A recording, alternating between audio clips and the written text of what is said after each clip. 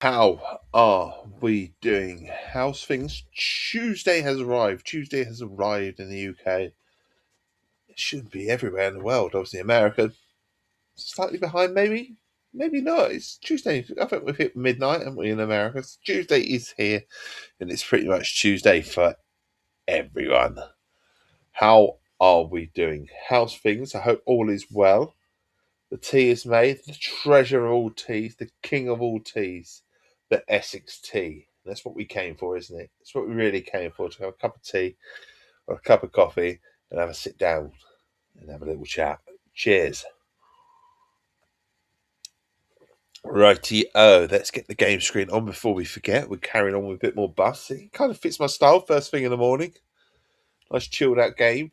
We can pause it. I can see to the kids if I need to see to the kids, which we have our little check-ins usually at 7:40, and then at 8:20. A little bit different today. We've definitely got the 7 o'clock one, and we've definitely got the 8:20 one. The in between, it might be a few times all over the place. I don't know. We shall see. It's feeling around for a tissue already. Might have to grab one. We've definitely got one in the pocket there somewhere. Definitely got one. There you go. Found, located. That's just in case, but it's more than just in case. Actually, I still feel like I've got a bit of a cold. I've had it for a few days. Right, let's get the bus screen on. Let's get the bus on. We're ready to rock and roll, so to speak. And that's where we're at. There's the bus. Obviously, we yesterday, I do apologise. We did get bogged down towards the end of the stream with sort of the management side of the game, because it's got a heavy management side. It needs all sorting if you want to grow your fleet. Once you get to the stage where I'm at in the thing where you're trying to take over the real lines in the game, if you like, in real life, the official lines, then we're in our bus. Spawned us in our bus. It's midnight. I've never been this dark in our bus, but I suppose it would be without any lights on and stuff like that. Let's get them all on. Let's get the lights on. That would be very handy to drive. Get out of park. Are all the lights on the next one, are they? Must be. That would be handy. Get the bus lights on. Driver light would be good as well. Have we got one? We do have one. Where's that one gone? Must be on the other screen. Must have been on the other one and I missed it. There it is. There you go. And then there was light. Still quite dark, isn't it? What if one of these isn't quite correct? No, that's the doors, Dave. That's brighter. Good. We want it bright. We want them on, and then we want them bright. There you go. Bright nights. It's dark. Then we're moving off. Indicating out. Being held by a red light. Let's have a look at our office as well. Make sure that our vehicles are all up to scratch in terms of managed vehicles. I believe they are. Where we're for money, 172,000. We're after a double decker. That's what we're after. We want a double decker. We need a double decker. That's what we need. Get back in the van, in the cab as well. Pulled out. It's really, really dark this morning. Well, it would be at 5 to midnight, so to speak, in the game, wouldn't it? Maybe we need some full beams on, I don't know. Full beams would be very antisocial, wouldn't it, in the city centre though?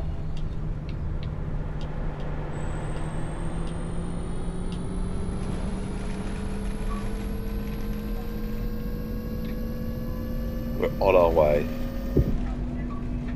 Oh, traffic light, we're not on our way. Oh, it's gone green. Thank God for that. It just went green. I thought we were going through the red light then. I really did.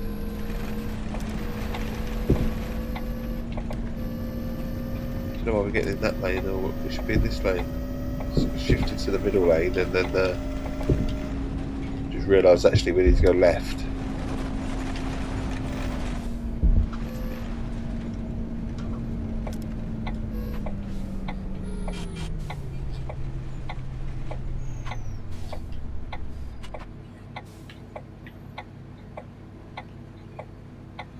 Hill night sky.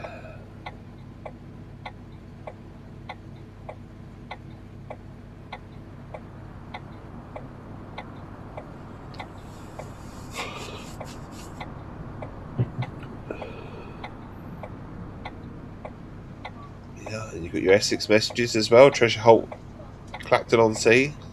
It's believed that Treasure Holt, Clacton on Sea was once used as a hideout for smugglers and murderers. And a lot of murders used to happen in this building, where most bodies being dumped into a well. So visitors have reported seeing the ghost of 2 women as well as a monk floating around the area. There have also been sightings of the ghost of a man who was beaten to death by the mob. So, ghostly place in Clacton on Sea, Treasure Holt Centre.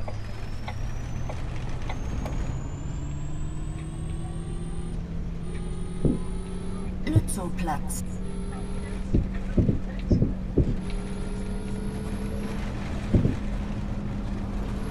Oh, we've gone through a red light. Naughty me. Naughty me.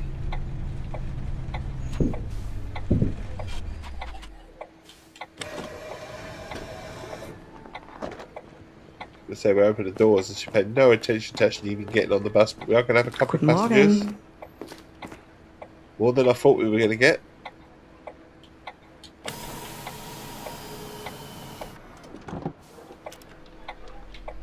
Then we're indicate out because we're going into this lane.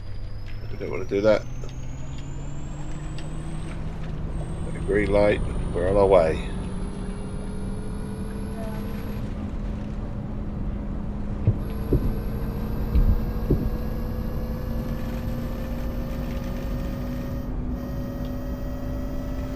Nordische Botschaften, Adenauer Stiftung.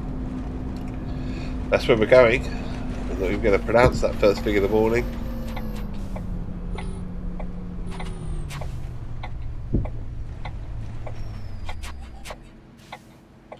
Open the doors. Everyone can come along if they want. We are a little late though.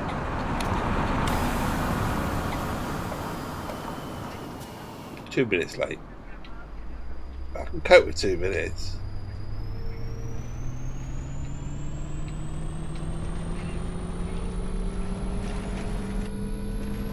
The old Victory Tower, or whatever they call it, the Victory Column in Berlin.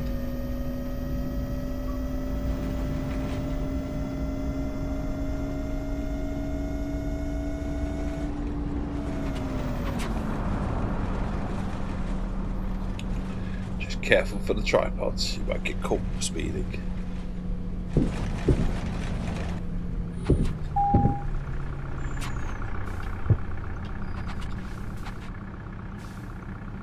Go right. How long is this route then? So it's 2:45. How long is the actual? So obviously we might drive it backwards and forwards. Yeah. So we get to the next 2 stops. This is quite a drive to the next one. Okay.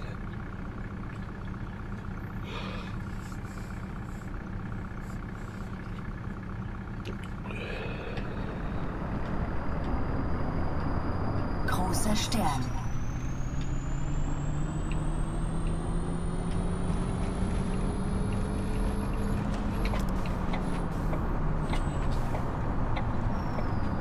Held at the lights again.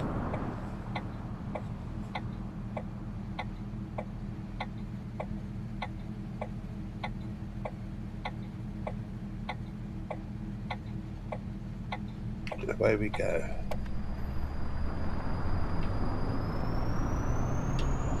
Into the bus lane. We're arriving 2 minutes late, so we haven't made any time whatsoever.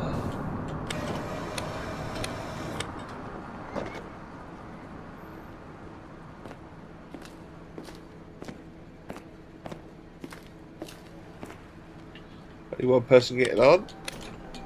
Shut the doors. Get out. This is what we're doing. This is what we're doing. We're going up now. It's the 1031 time at the moment. So this is where we're going to make some time up, if you like. We're going to be on time, he says. We're waiting.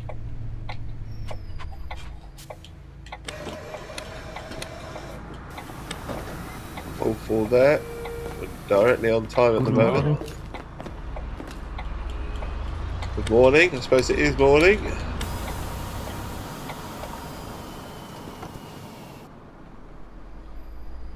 And held at the lights.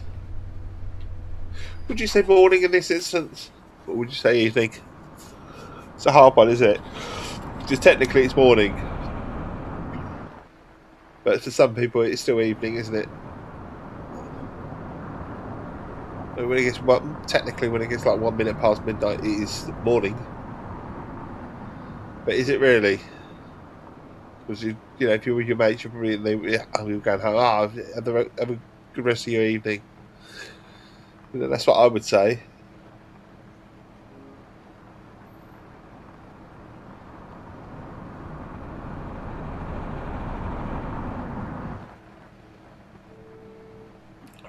I'm just going to say we'll grab the tea, but we won't grab the tea because it's turned green. Then we've got a little bit of a journey, haven't we? 1 kilometre. I'll get there in a minute. It's not going to happen, but having said that, the roads are clear as long as you get caught by a tripod standing there.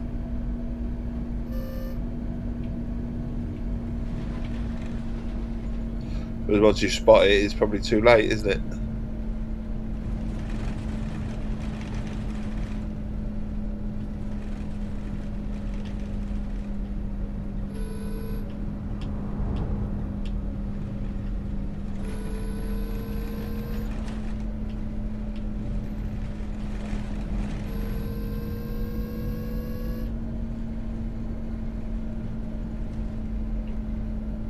Travelling down the road. Isn't it quiet at night? I suppose it is in real life, isn't it? You know.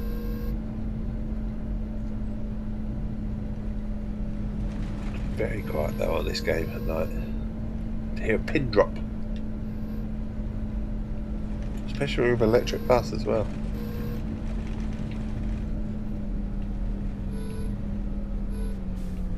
That's not our stop. That's a red light there. Just go green.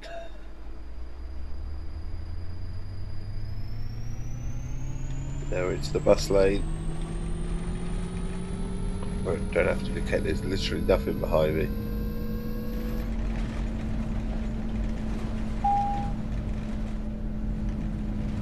Reichstag, Bundestag.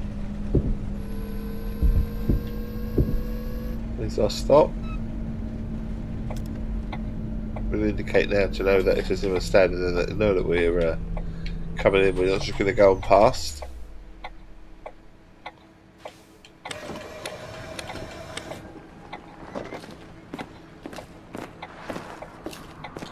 Shut the doors, shut the doors, shut the doors.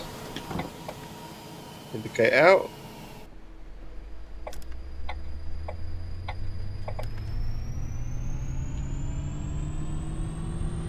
I think we're back on time. We're almost on schedule now.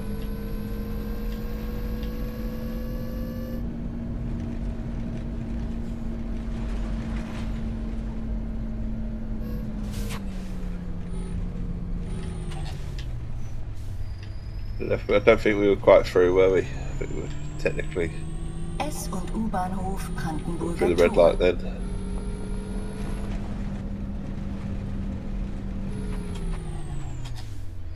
As we did then. I was already committed before I saw it, so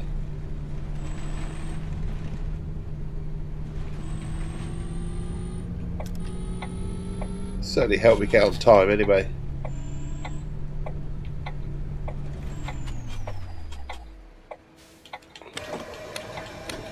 Opening the doors.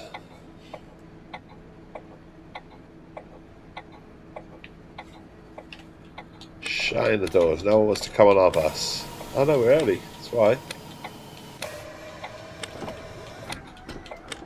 We'll leave them open for a minute. We'll have our cup of tea. Thinking, oh, no one wants to come on our bus. Well, we're actually technically early now. We were late. And now we're early.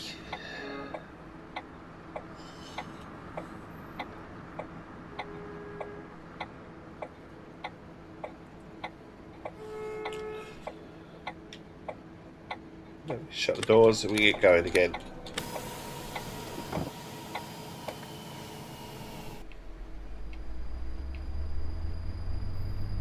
We're pulling out.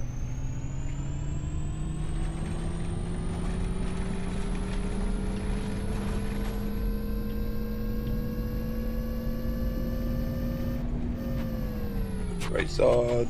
Just about getting there. Green light. Commencing.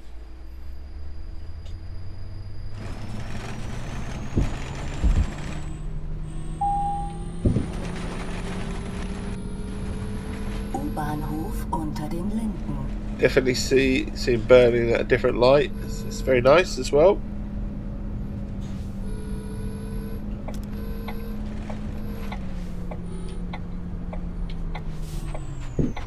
Pulling in.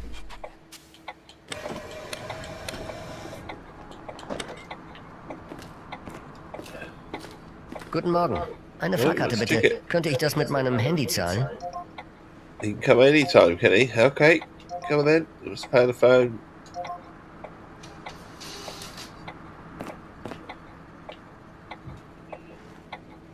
We'll leave the doors open because, like I said, we're a tiny bit early.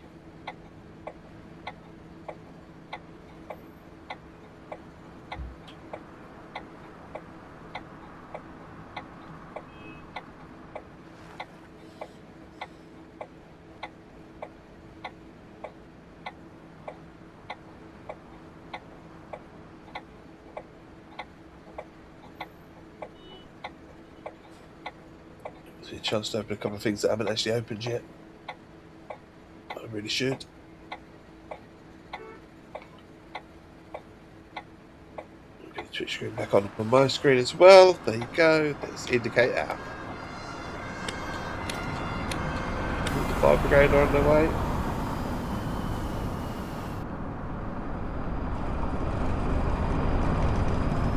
There's a bit of traffic. It's nice to actually hear. It's been quite dark, quite quiet.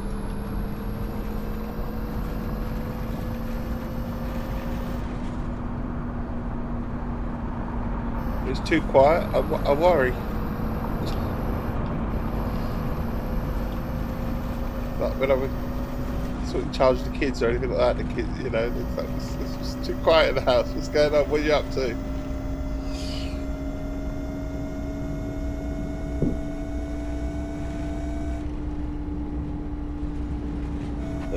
I've been caught speeding. Museumsinsel. The old tripod. Tripod got me. Got me, man.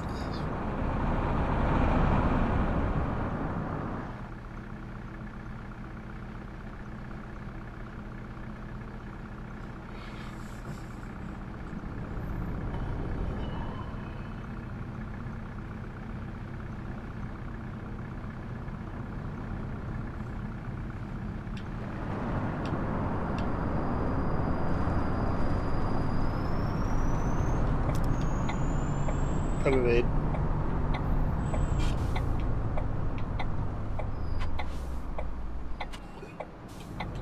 Open the doors. Anyone for anyone? Got a minute. Where are we on the route? Oh, we've only got 2 more stops. And then we turn round. Well, at least I think we turn round.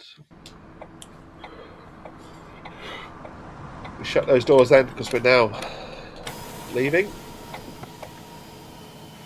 The edge a moment. Now we're off. Okay, now. a dark burn instead of dark. Eagle Piggle. I don't know why Eagle Piggle just popped in my head. I saw a mod the other day. I can't remember which game it was. And it had Eagle Piggle as a mod. Eagle Piggle from the Night Garden. Anyone know that? Anyone know where the Night Garden is? The Eagle Piggle is a mod. Always thought he was quite sinister, but never thought he'd make a game, you know. It's weird what people do. I kind of think it was Fallout, but it wasn't. I don't know what. I don't even know what it was. Really strange. I've seen Thomas and like GTA and stuff like that, but really weird to have Eagle Piggle.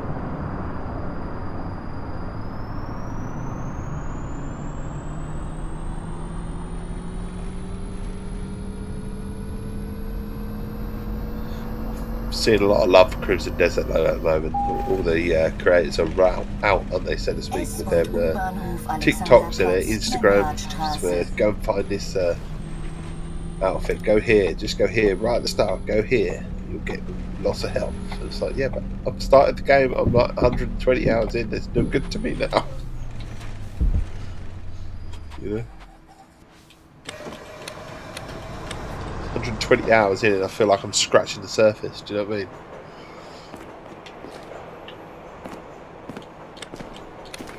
Huge game, amazing game. Definitely my game of the year so far. There's a lot of things ever so well.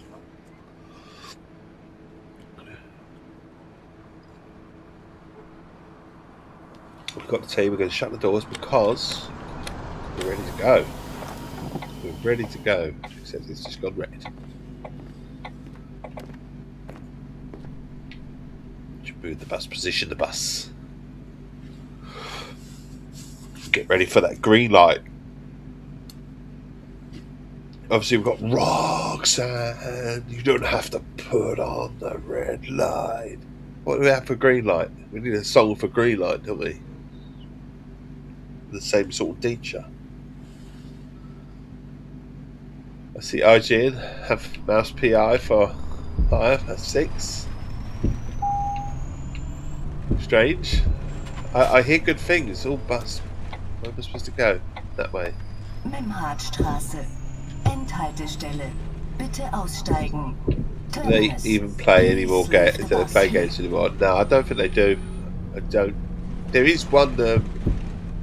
Is it the video games? Is it VGC or something or something? I can't remember what they're called, but they are literally AI. They don't even hide the fact that they are AI reviews. I dare say someone writes in what, you know, and then just sort of says, here's the key points, blah blah blah, this is what I think the game is like. I generally think someone puts in some info, but it literally is an AI review and they don't even hide it that it's an AI review. I couldn't imagine writing a review AI.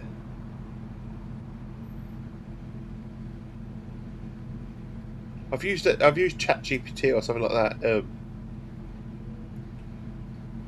I've used ChatGPT to sort of start me off, and when I'm like looking for the word or the right paragraph or something like that, and I'm like, here's my ideas, and that. I've used it for that sort of reasons before, or you know, to find out a little bit of information with a pinch of salt when you ask for it from 1,000,001 sources, because it doesn't always provide. Well, it does provide sources, but if you go to the links, a lot of the time the links are dead anyway. So you have to be very careful when using ChatGPT. It has its uses. So, example, if you're completely stuck on something and you don't know what to write and you have no idea, you could. It's no harm in using it as a guide. Everyone uses a guide, but to write a full-fledged review, that must be weird. But like I said, I'm trying to. I don't want to call them out, but I think it is. Is it VGC? I think. ChatGPT lies through its artificial teeth. It does. They all lie. The thing is, they tell you what they want to what you want to hear. But that's the thing, isn't it? Behind it, is that they actually tell you what you want to hear. So you can ask it questions and get you started. That's. I've told the kids that when they say, oh, but when the middle lad has said, I'm not allowed to use AI. I'm not allowed to use ChatGPT. But if you're completely stuck and you have no idea how to open it, you can use, bang in some ideas and try and use something, and then actually get an idea from it or whatever. Just go with it like that. But literally make it your work. Make it and then factually check it or make sure it's all good and it fits with what you're trying to say. I said to the kids, there's no harm in doing that, but Christ, don't ever get it to do your own work for you. If you're that, really stuck, if you've got sort of writer's block, so to speak, or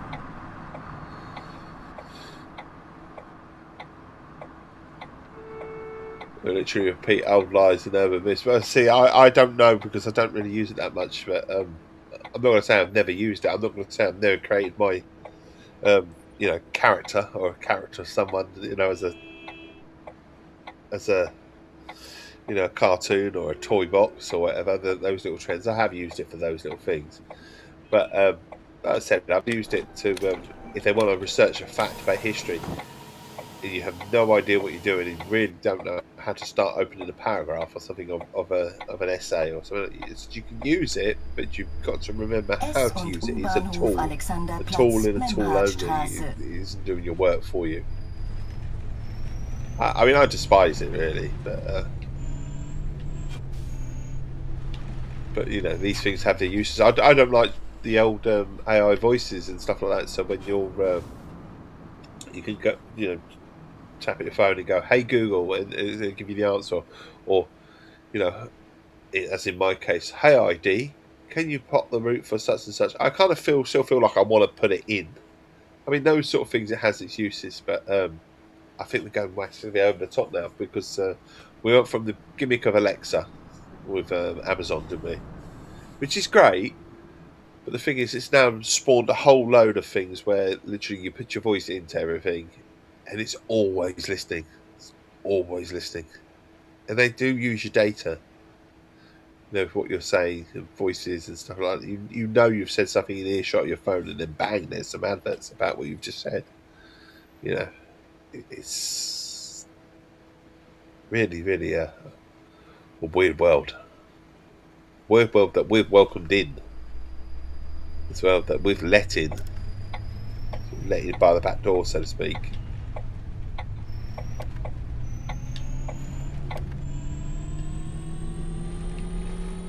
The thing is, you can become over reliant on AI as well, can't you? Just like everything in life, social media and all that. Like, you can become over reliant. Oh dear, we've gone up for a minute. I thought that green wasn't coming up.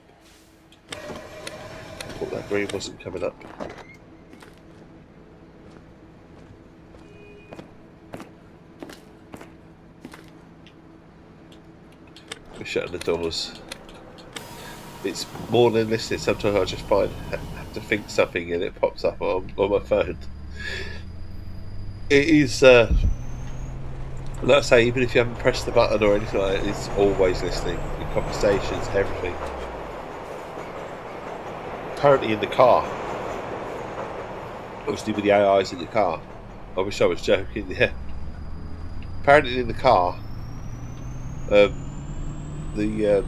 Hey Google or whatever, the ID systems, depending on what car you're using, I'm saying ID because it's an ID that we use in our Volkswagen,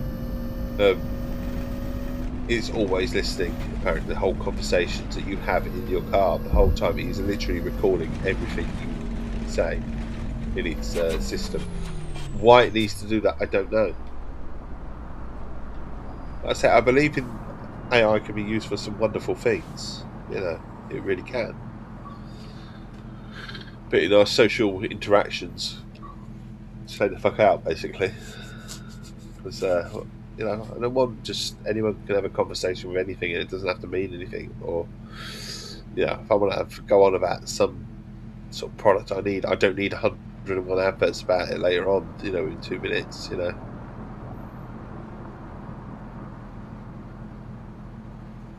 And then there's the medical side of things, isn't it? I mean, this is where it is good and it isn't good. Let's face it, it's hard to get a dentist appointment. It's hard to get a doctor's appointment. It's hard to get any of those things at the moment. It really, really shouldn't be, but it is. So the easiest answer is to go to AI, isn't it? And Google up your symptoms there.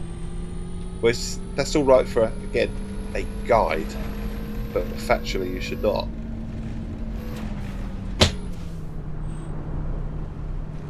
We're on our way. U-Bahnhof Museumsinsel. It does not say on the email. At all. I'll double check it if you want. Right, so bear with me then. I'm going to have to open up my emails. I'm going to pull the over here. We'll do something for the lad who's up out on a trip this morning. So I'll pause the game for a split second. I'm still here. You can chat to me. I don't need to go anywhere for this. I don't need to put the pause screen on. Just let you know what I'm doing. Just helping out.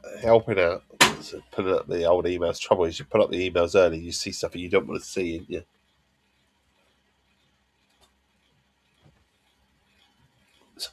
That is a hard thing to do. Something that I've taught myself very well to do is at certain times shut off emails. Just don't look. But this is tempting. Fate, isn't it? Right. He is off on a trip, and I've got to find his trip letter. Shouldn't be too hard to find, he says.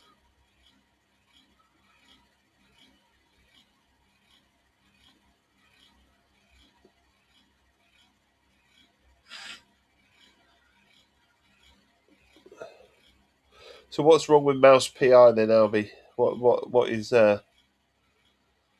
what are they saying about that? I hear only good things about it, so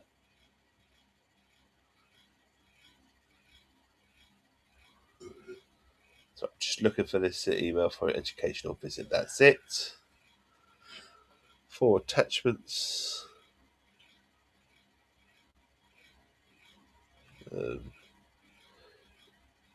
Is the EV4 your form that you're supposed to have filled in that I've already done? Yes, it is. Right, so that's that. We don't need that. That's one form I don't check into IGN anymore. Yeah, I gave up with the big sites a long time ago. Not because I just write my own stuff, but because again it's sensationalism in it a lot of the time that you can't trust a review online these days because it's often clickbait or something like that. So, right, during the day, students will take part in 4 different activities ranging from raft building, crate stacking, teamwork activities, and a woodland challenge. The planned activities are fun and allow students to develop their teamwork and communication skills. Are you even listening? Or am I just reading your letter out live? Yeah, I figure so. It asked me to do something and then it doesn't bother, Wonderful. During the day, it says students will take part in 4 different activities ranging from raft building, crate stacking, teamwork activities, and a woodland challenge. The planned activities are fun and allow students to develop their teamwork and communication skills and understand the importance of sport and recreation activities in the public services. And it goes on about we will travel by coach, cost of the trip to the parent, thank you. And then it goes on about learners would need to bring a packed lunch or money to buy food. All right. Parents guide just talks about if you are. That's about a guide for me opening an account to pay for your trip, but I'd already had an account open, so it's not a problem there. And then it says your form must be completed on the 17th, which we've done. That's it. Right, so I need to change the clothes. Well, it doesn't say that, but it says you're doing activities. In water. Raft Unless building. I'm stripping naked and then put my clothes on afterwards. It probably wouldn't hurt to have a change of clothes with you, would it? Yeah? Okay, go find something. Yeah. You haven't got long. You've got to leave about 7:10, yeah? 25 minutes. 35 minutes. Yeah, about 7:10. So off you go then. I'll get back on stream. Sorry about that, Albie. It's an engaging farming. They write a controversial review, they get more clicks, but it can also be more harmful to the game that's they slander. This is it. This is my whole thing with games. It seems to be all the fashion to, in order to get clicks, the way AI works, if you like, the algorithms of all these things, and that it certainly is better to hate on something and that sort of side of things rather than to actually be positive about them, isn't it? Which is kind of annoying. I mean, I try to not be hateful about things. I try not to rip a game to shreds, even if a game is crap. So this will be for you, Albie. Just try being constructive. It didn't meet expectations and all that. So try and look at it from the way a developer is trying, what they're trying to do with the game, whether it succeeds and it's just not your cup of tea personally, or anything like that. And then try and form an opinionated review that is factual and helpful for the player, but also doesn't rip it to shreds for the developer as well. Because at the end of the day, any game that is made is the developers are quite talented, because I couldn't do it, and you couldn't do it, and most people in the world couldn't do it. So they're very talented in what they do. It's like I'm not going to, sometimes you look at an artist's work, if you like an art person's work, and you think that's shit. I could have drawn it, but they sell shitloads. It's subjective. Everything is subjective to what on the personal taste and eye, isn't it? And I just think you're right with the describing certain games as so SIAI based could be very harmful. Yes, it is a. We're in a world where, like I say, clicks mean everything. And it's why sell your soul for your integrity and whatever. Having said that, people still click on it and people still use it, and that's their thing. The whole idea is if it's shit, why are you clicking on it? Why don't you just drop it like a hat? But the world isn't like that, is it? So when the world doesn't like something, they usually actually retweet it, highlight it, and all that sort of stuff, and that gives the algorithm what it wants. It will, as long as it gets its engagement from it, it's doing its job, isn't it? So you might hate the review, but if you're engaged, I'm not saying you personally, but a person might hate the review, but if they've read it, then you've engaged with it, and that's exactly what it's trying to do. I don't like IGN. I don't, but then there's a few other sites I don't. I'm not big fond of. I'm not bigging up complete Xbox or anything. I just like we don't do it. That's the thing. I like to be that we're honest and that we wouldn't sell a soul to. Like when I said about Redfall, we gave it a 4 out of 10, and I'm fine with giving it a 4 out of 10. That's fine, no problem. Personally, I think it was a little bit better than that. I didn't think it was completely deserved to be ripped to shreds, because there was some nice stuff in there. It just wasn't implemented well, and to rip that game to shreds like the public did, I think was harsh. To agree. In fact, I think anything these days that rips anything to shreds is harsh. Nothing should be ripped to shreds. It shouldn't be a fashion. It shouldn't be a trend, because then we push it on into real life as well. What we do in AI, in sort of social media, and whatever, we'll probably do out in the real world a lot of the time. Oh, the world was empty. Don't get me wrong. I'm not saying it was really good game or anything like that, but I did think a lot of what people said about it was incredibly harsh. Because what game doesn't launch that's broken these days? So we picked on that one in particular.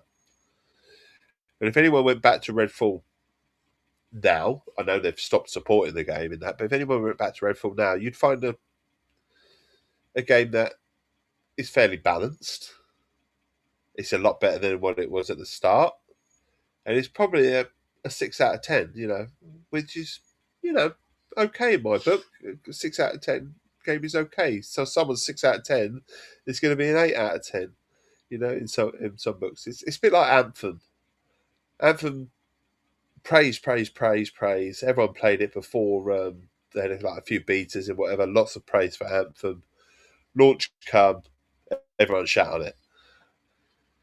And then everyone shat on it, and then they wonder why it didn't get an end game. Well, because everyone shat on it. As simple as that. So they didn't. I mean, don't get me wrong. I think it's lazy of developers these days and business people to not allow a game to be finished completely. But they didn't need to finish. They couldn't put the end game on. It's a bit like going to Diablo 4 and saying, "Well, you play enough of Diablo 4, you'll realise that the end game isn't entirely strong." You know. Yeah, a lot of people. The thing is, this is what I'm saying. A lot of people actually liked Anthem, but there was a lot of hate for it, and the hate massively outweighed the people saying, "I like this." I think if people would have got on really well with Anthem, it wouldn't have got the hate. You know, it's a lot of games that are like this. It does annoy me a little bit that the fashion, the way it's gone, it's shit. Also, the way that we. Sort of rate things these days. It's morning, Johnny. How you doing, buddy? How's things? The way that we rate things as well, that annoys me because there's no tier. So we rate out of 100, 1 to 10, if you like, which is slightly different. 100%. That's what we do on a percentage basis, but it's still 1 to 10, isn't it? Basically.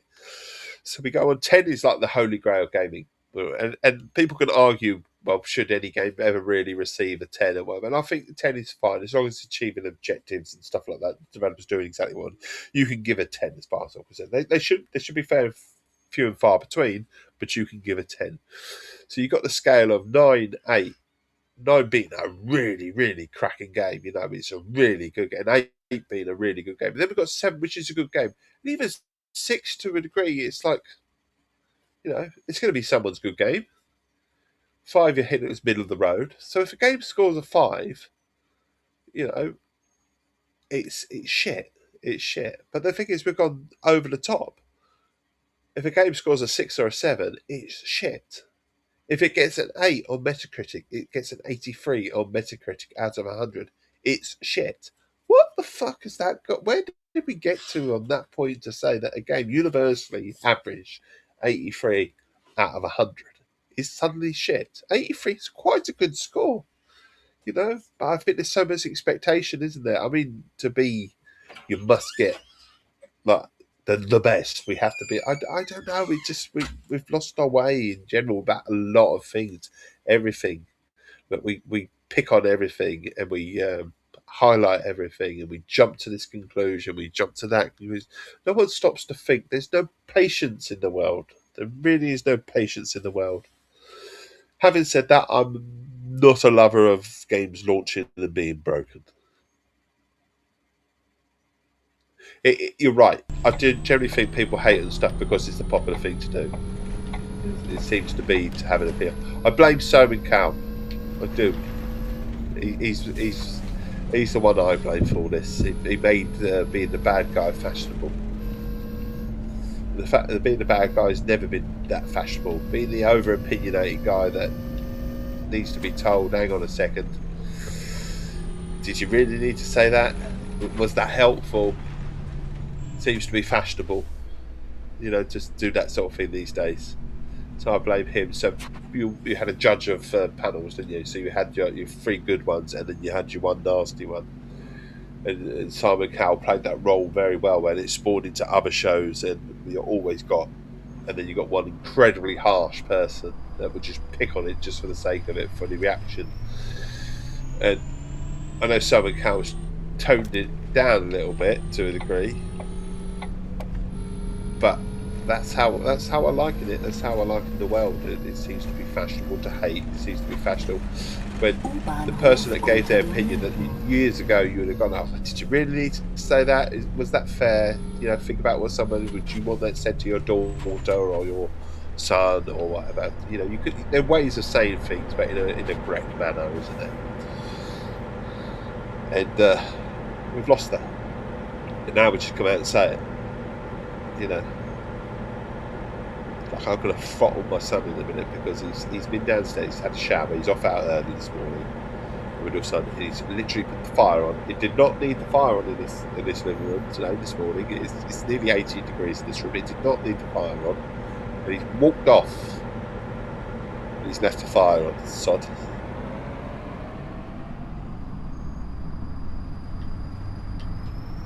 How's Johnny this morning?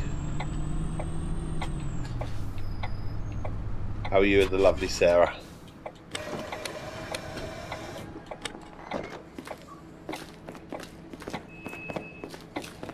Hallo, einen Fahrschein bitte. She needs a Fahrschein. So she needs an AB short trip ticket. The art cards.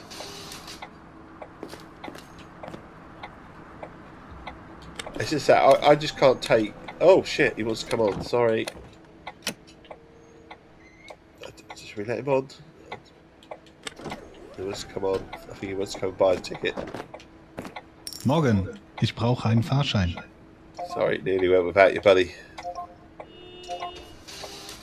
Let's say it leads on to my thing about Starfield and how can it be? They say the Xbox tax isn't real, and I'm like, I do think that there's always it's like I liken it to Princess Kate, if you like, or and oh, her name's gone. William's wife and fucking hell, Harry's wife. Forgotten her name. Fucking hell, what's her name? This is where Google comes in handy. Fucking hell. This is how much I don't do celebrities. Megan, there you go, Megan. Thank you, Keris. And good morning, Keris. There has to be one in the light that is the good guy, and there has to be one in the light that is the bad guy. And Megan gets, so Princess Kate shows a picture of her holding her bump, and it was all lovely, and how wonderful and radiant she's looking, and all this lot. And then the same picture of Megan. Oh, she's a horrible person. She's this, she's that. Why is she doing this, and why is she doing that? And it's like there's got to be a good and a bad, isn't there? And we have to divide, and we divide everything in the media. And why people can't see through that as well. So generates clicks. So you put hate on this person for the same reason you're praising another, person, and it just makes no sense in the world. And the amount of people that lap it up and believe it and are into the whole. I suppose there's a reason they do it. They hate and divide. It's weird. It's weird how many people fall for it that can't see quite clearly that they're doing the same thing. You put two newspapers together with the same headline, with the same picture, the same sort of story, and one's praising one and one's actually being negative to the other, and they're doing exactly the same thing, and people can't see it. It's witchcraft, surely. Where's Matthew Hopkins when you need someone?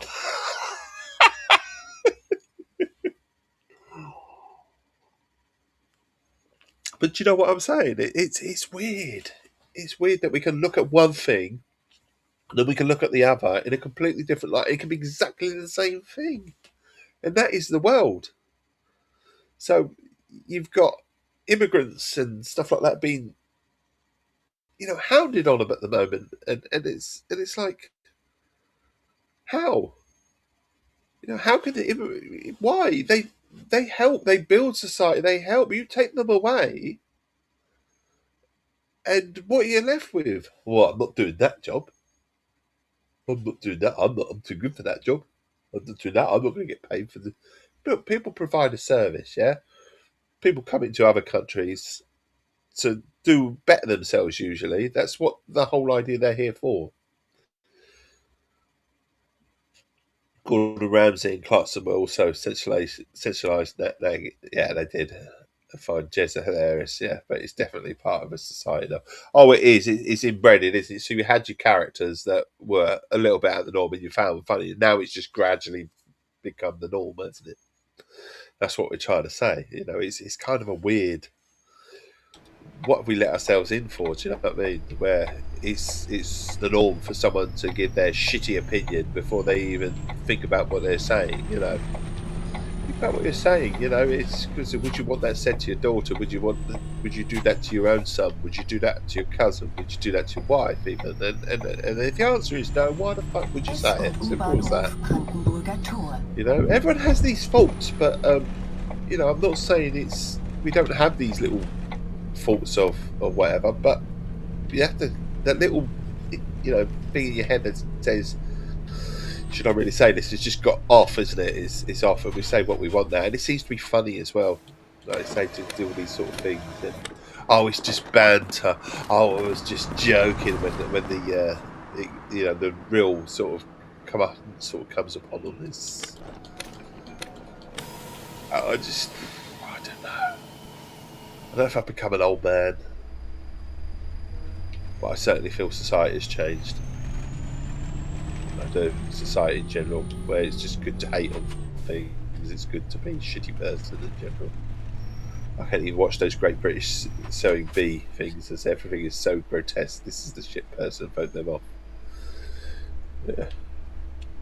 I just can't. It's just it annoys me that everyone, and I'm trying to teach my kids all the time all this stuff that don't be this person, don't be that person, but they are growing up in a world where they're also being taught by media and social media to be that person. So it's like, it's hard. It's hard growing up, I think, as a kid. I mean, all I ever hear in terms of apologies for last night. Sarah was out and daughter wanted to watch. Oh, you don't have to apologise, bud. Well, what did you watch? What did you watch?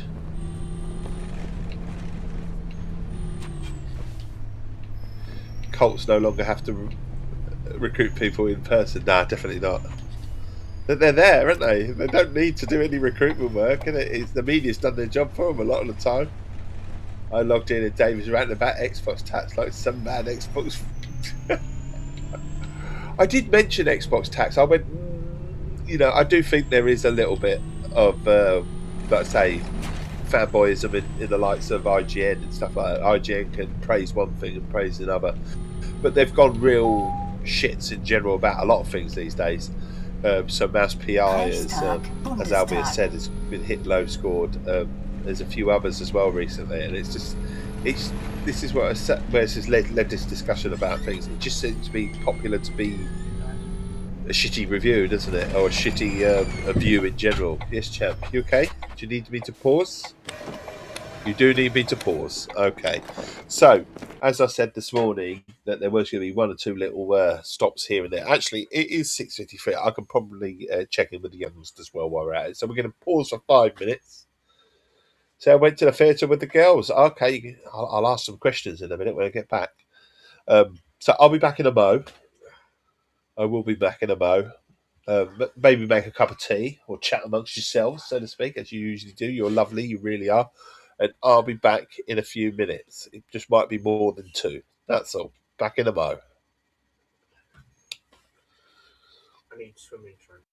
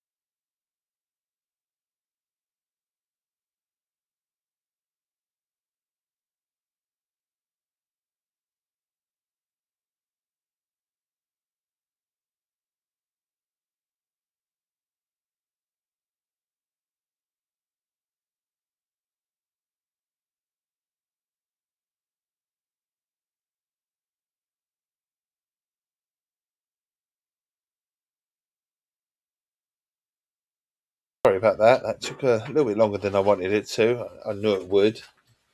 Quite the ask, and my usual check-in time as well was going to be coming up shortly, so we did that as well.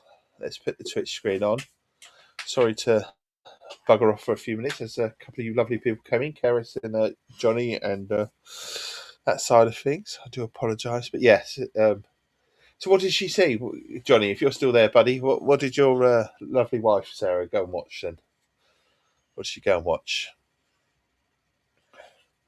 And let's carry on with the route. We're letting these people on.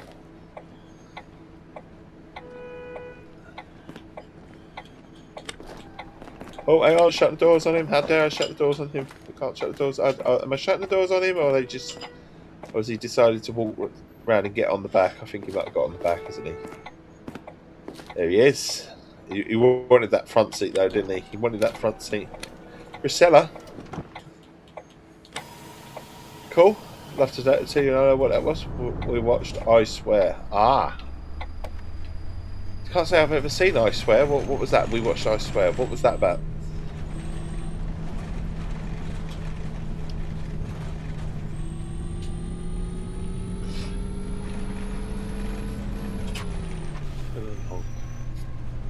Is this watched Ken as well? Yeah. You watched it? I did. Still watched. Okay. Did you actually watch it? Yes.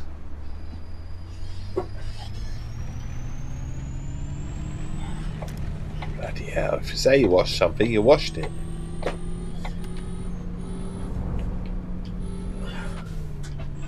I don't think I should take my chain. I don't think you should take anything of your girlfriend's that might get lost. Yes. I don't think you should. The ring, whatever it is. Right, just pop it down there. I'll move it from there in a minute. If I know where it is, it's not going to get moved. Don't worry. Brilliant film about the true story of the guy with Tourette's. Oh, okay.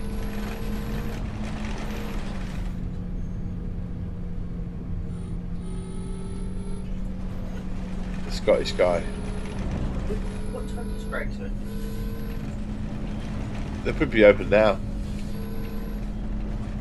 That's what I say. If you get yourself moving, you can get yourself. I bought packed lunches there.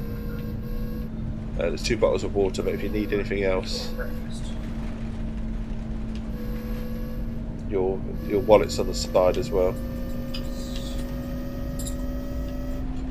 So maybe you should have took your power bank. Maybe you should have charged your power bank. So just don't be on your phone the whole time. Doesn't matter. I don't bloody life for it. Right. Turning in. Maxine something. It's got the dinner lady for dinner ladies that I like in it. Okay. Well, you missed my anti-Xbox tax rant. Did I? Well, let me in. Let me in. The thing I say about Xbox, and this leads into everything in life. When it's good to be fashionable to hate on something, we choose a good and a bad, and we do that in society. Like I said, that was my whole point with Kate and Meghan. We choose a good and a bad. Essentially, they are the same thing, provide exactly the same thing, do the same things in the same circles, do the same actions, but we have to say one is bad. You know, one is good and one is bad, and we choose someone, and that person that is bad. Where is the foundation on that is bad? You know, it annoys me, and that's just life, and life is why people can't see the drama of that in life in general. It baffles me. You know, it really does. I mean, it's like history. We do it in history as well, don't we? In history, we choose our side and the other side. So we do the propaganda side, which is what we want you all to see, and then we hide the other side. You know, and it's just. It didn't say anything about lips, did it? So anything. It didn't say anything about swimming shorts neither. It did I would take. Are you testing rafts in water? I would take a notebook anyway. I don't have one, so. Yeah, Kate White, Meghan mixed. I'm pretty sure that was enough for the British elite. It was enough for the British elite. That was solely enough. But I'm talking about the Joe blog and Joe, the everyone in general, the plain people. Why we have to? Because you talk to people and about Meghan, and she's this, she's that, she's this, and Kate's so lovely, and this. Harry's wife, Prince Harry. He's asked me who Meghan is. It's we can lead it on to yeah, but you see, the average person gets influenced by what they're told to think. The thing is, I don't know if it's just the average person these days. I think it's what, like I say, it's not just the average person. I think it's what's popular and what feature suits an agenda as well, doesn't it? Can I call his phone? Oh my god, we're being sorted. I'm going to have to. I don't want to pause this. Flit, champ, can you call his phone for him? Can you do that for me? Thank you. It stops me. Immigrants are bad. Apparently, we're all immigrants here. But this is it. We've got the World Cup coming up, and Trump's. No one knows if you walk into that country if you're going to get bloody held by ICE or whatever or something like that. Do you? It's just a weird world that we're now, and I blame us because we've welcomed it in. The general public, if you like, have welcomed this in. We've allowed it to happen, and we've allowed it to become the norm. And it's just, but if there were no immigrants, 80% of the planet would be uninhabited. Very much. Bloody beaker people coming here with their cups. What's wrong with drinking out of your hands? Do you know what I mean? It is just a silly sort of world that a silly world that's become the norm. And I don't see what about having some compassion, some love your neighbour, if you like, or whatever. Love thy neighbour. What about the compassion? What about all that sort of side of it? It's just gone massively out the window. And I mean, we've gotten to a stage where, in truth, years ago, if someone's car alarm off, they would come out and have a look. Now it's just, someone's alarm's going off, fuck it. Someone's getting, mugged in the street. Oh, fuck it, it's not my problem. Or the other option is they get the fucking phone out instead, don't they? And they fucking film it instead. And then put it on social media for some likes and whatever. It just, Dave's being a grumpy old man this morning for certain things.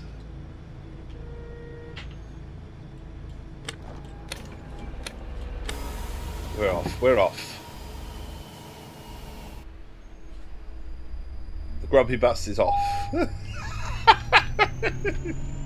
But you can understand what I'm trying to say, and it links down to everything. So there is a good and a bad with everything. So there must be a good side and an evil side. So I suppose that's what fanboyism is, isn't it? To a degree. Shouts at the cloud. Shoots bullets into it, buddy. Shoots bullets into a tornado. Fuck you.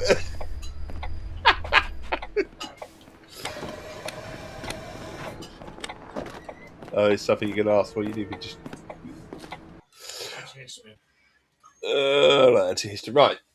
By the side of the little cooker. There. Same place. By the side of the little cooker. Just down by the side of it. Blue box. Paracetamol. Antihistamines there as well. Take one of them. Good idea. But get moving. You said you needed to go at 7. It's 7:12. Move. Champ. Get moving. Forget about him. He'll sort it. Forget about him. He'll sort it in a minute. You sort yourself. There you go. Have to do a bit of parenting on stream as well. Look.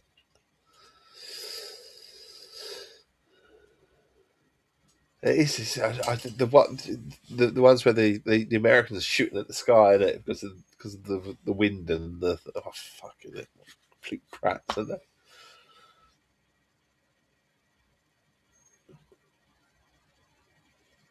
Fanboy behaviour is largely people sprouting. what their favourite media personality outlet has said. It very much it is, but like I say again, it is the good and the bad. So we always had the good and the bad. So we always had a football team, or a team that you supported, or something like that. So that sort of example. It is that just amplified and making what is a sort of thing. PlayStation fans hated on Starfield, and how would they know?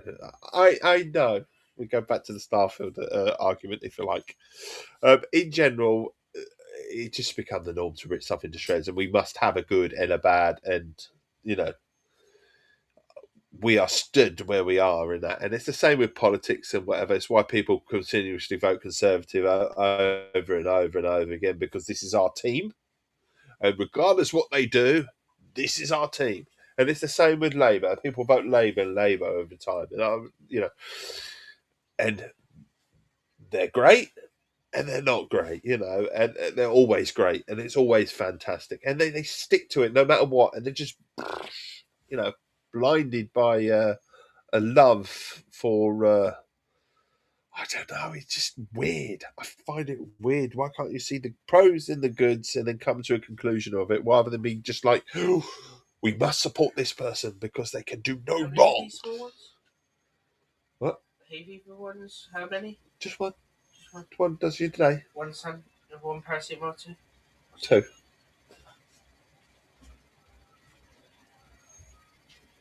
This is it. Look, I have no problem, like I say, in politics. I can chat about politics all day, and I'm not going to tell you who's right and wrong and whatever. I know my opinion. I know what I would do. I can say I think you probably know my personality now to know that where I would vote anyway. But I'm not happy with any of the parties. If you like, so we've got Starmer in the news right this second, who's lying through his teeth right this second. I didn't know. And this is what I don't like about rich people. Other people pay for their mistakes, So we can't be at fault ourselves. We can't own it, I'd rather Starmer come out and say, look, I got this one wrong, massively wrong. I apologise. Wasn't me directly, but I did know about it. Rather than try and gaslight everyone into that we're some stupid little 5-year-olds or 10-year-olds that knows that. Of course, he must have known what was going on. He's the Prime Minister, for Christ's sake. He would have known. Whether he chose to bat an eyelid, it's his friend, perhaps. I don't know. It's fine. But this is what I say. I'm neither for or against anything. I see the pros and the cons, and then I make an informed decision from that sort of side of it. I don't go, Labour would never do this and Labour would never do that. Labour have fucking attacked the, all sorts of people throughout their time. Having said that, Labour are not at fault for 14 years of Tory side of things. So this is what I'm saying. You weighs up the pros and cons. You can't fix everything in one day.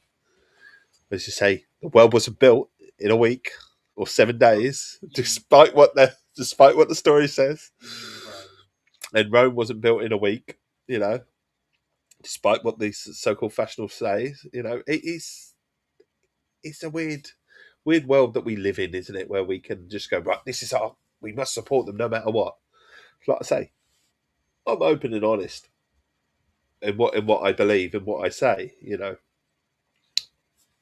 And like I said, you probably know from some of my compassionate, because I can be compassionate, and I love thy neighbour rather than hate on someone and stuff like that, where I probably am in terms of left or right or whatever. However you want to put it. But I can see the faults in a Labour government at the moment, and it isn't because things aren't being fixed, because it takes time for things to be fixed. It's the lies, it's the corporate sort of hide behind certain things. So we have the Chancellor who lied through her teeth about not paying some tax or whatever when she was buying a house, and then blamed it on so and so and so and so and so and so, and they all got fired for it when it was her mistake. But ultimately, if you're rich, you can blame it on someone else, and they get fired for it. And that's exactly what's happening with Keir Starmer at the moment. He must have known at some point, but no, someone else is going to pay for this because he can't pay for it himself. It's his job. He's got to protect his own thing because he lied through his teeth and whatever. He's got to protect his own integrity. That isn't really there. See you later, champ. Take your champ. Waters. You need them. Have you got lanyard? There you are. It's just a weird broken system. The way it gets elected is to have billionaire backers. Yeah. But the thing is say I can criticise Keir Starmer because I don't like how he's gone after the disabled people. I don't like how every government does it. Every government picks up people to have a go at and try and get the general public to sort of like look down on and you're trash. You're doing this. You're milking the system. You're doing that. You know, it annoys me. It annoys me deeply that we have a society where we choose the bad guys and then we have the good guys and the bad guys, and the good guys are not the politicians. I'm sorry. They're privileged and they use their power and their influence. See you later, champ. They use everyone around them. I'm not saying you can't get a good politician. I'm not tarnishing everyone. I'm really not. But in general, they're in it for themselves. They've got their side business, their side hustles, whatever you want to call it. Everything on the side for them. But the answer isn't Nigel Farage. You know, a grifter. You know, as simple as that. It's what he is. He's a grifter, and he will say things to get you to, oh, what about the boats? The boats. Anyone actually noticed he stopped talking about the boats because the boat thing stopped? You know, it's things like that. You know, but we have to bring up some sort of divide, hate.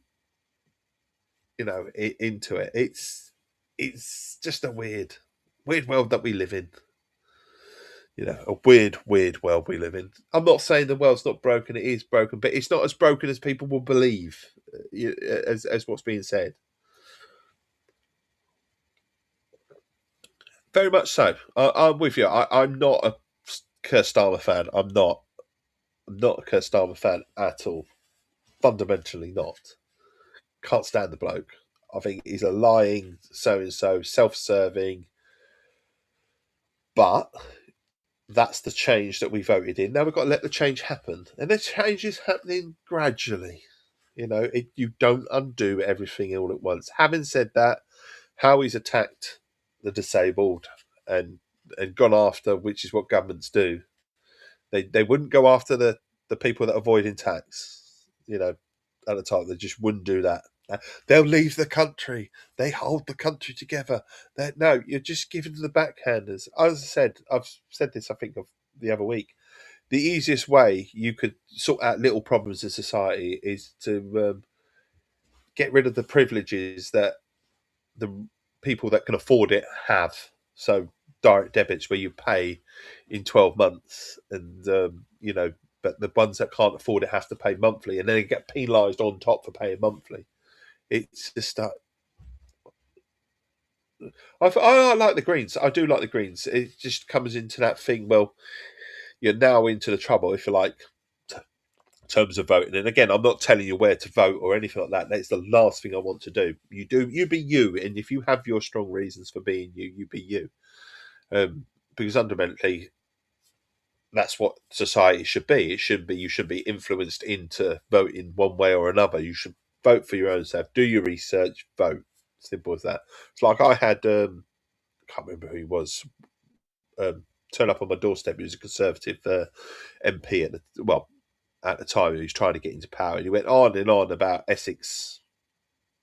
Essex, the roads in this town. You know, terrible state the roads and this on and on about how awful the roads were and the potholes and everything. You can't argue with that because the roads are shit, you know, and the potholes and whatever. And he was saying about the thing is, I'm educated a tiny bit. I'm not going to say a lot. Educated a tiny bit to know that the roads aren't actually part of the council's problem, if you like. They're not part. They don't come under the council. They come under the county, and so essentially, this Tory MP was having a moan about the roads and stuff when actually I already know that it's nothing to do with the council. It's actually to do with the Essex County Council, which is Tory led. So you're moaning about the same thing to, you know, what you're moaning about, which I can agree with you with, but you're blaming someone else when it's your own party because it's Essex County Council and not the town that are at fault for the roads. It's kind of weird that they sort of spin this sort of thing, and people that just don't know will go, yeah, yeah, yeah, yeah. And they don't look into it any further. Then what's that? Ideally, Labour would take notice of why the Greens are getting more popular and adapt some of their policies instead of the reforms. Oh, very much. Very, very much indeed, Decaf. This is where I say the thing is, you take votes away from one party, you have a chance to let another one in. And that's the problem with the Greens is that, there was a long time round this way where Lib Dems always got in traditionally. It was always Lib Dem, this area. Lib Dem or Tory. Labour, third place, fourth place sometimes. And then it changed.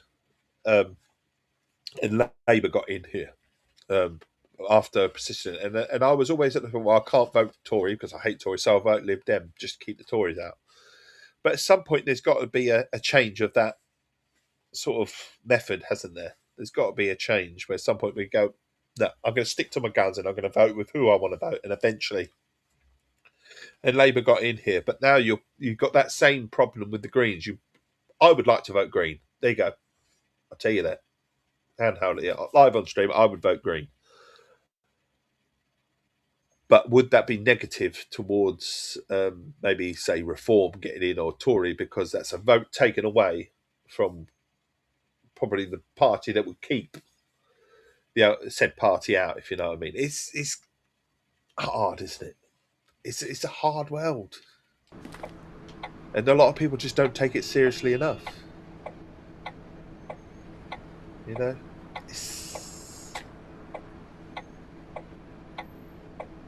Guten Morgen. Eine Einzelfahrt, bitte.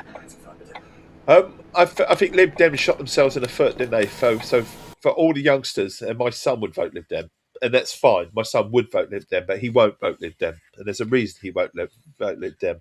It's for Nick Clegg. He can't forgive Nick Clegg, and he remembers, when he said that he was all for the students, he was all for this, and he wouldn't put the prices. He caused the whole mess with student loans to a nutshell. He really do. He really did cause a whole mess with allowing, the funding that went into universities, the private sort of side of things that went in. So it's like, yeah, exactly, Decaf. It is. It's, do you vote purely according to your conscience or do you vote tactically? Like I said, I've got nothing against Labour. Nothing. Just don't like Keir Starmer. But lesser of the evil as far as I'm concerned in that respect. So I'd rather have a Keir Starmer in any day of the week than a Nigel Farage or a Tory leader that just says whatever she wants to say, just to get in and completely forgets the last 14 years of the country, and where we've gone. But I say it's lesser of two evils. It is. But the thing is that ideally, I would love to vote Green, and whether I don't know whether I will or not. I don't know because it is that little. Do I do the right thing? Whatever's the right. I mean, ultimately, I'm just one person. I'm not going to change the world, but I just like there's enough people out there that would just clearly see that there is a, do these grifters, do these rich businessmen, which Nigel Farage, dare we say, is, and the other one, Rupert Lowe or whatever, Restore Britain, rich businessmen who I will say took fundamentally full, sort of privilege of the pandemic, if you like, in terms of the laying off staff. Rupert Lowe, I think, technically owed like £10 million in tax and had it written off. And yet he's moaning about other people. He can't do that. That's what I don't understand, how these people can do that. How they can be, it's like Trump saying Trump's good for business. Trump's companies have tanked. A lot of them have tanked. He got lucky with one, yeah, and he made millions. But most of his ideas tanked. We don't have that opportunity in life, do we? We can't. If we choose to run a business, if it's falls flat on its arse, we're fucked. We don't have Money in the Bank or somewhere else to go and try again, or anything, or influence to try again. Let's just try again and again and again until we get something right. You know, in terms of business, we're fucked. Exactly. How the fuck do you think? And yet he's good for the economy, Albie.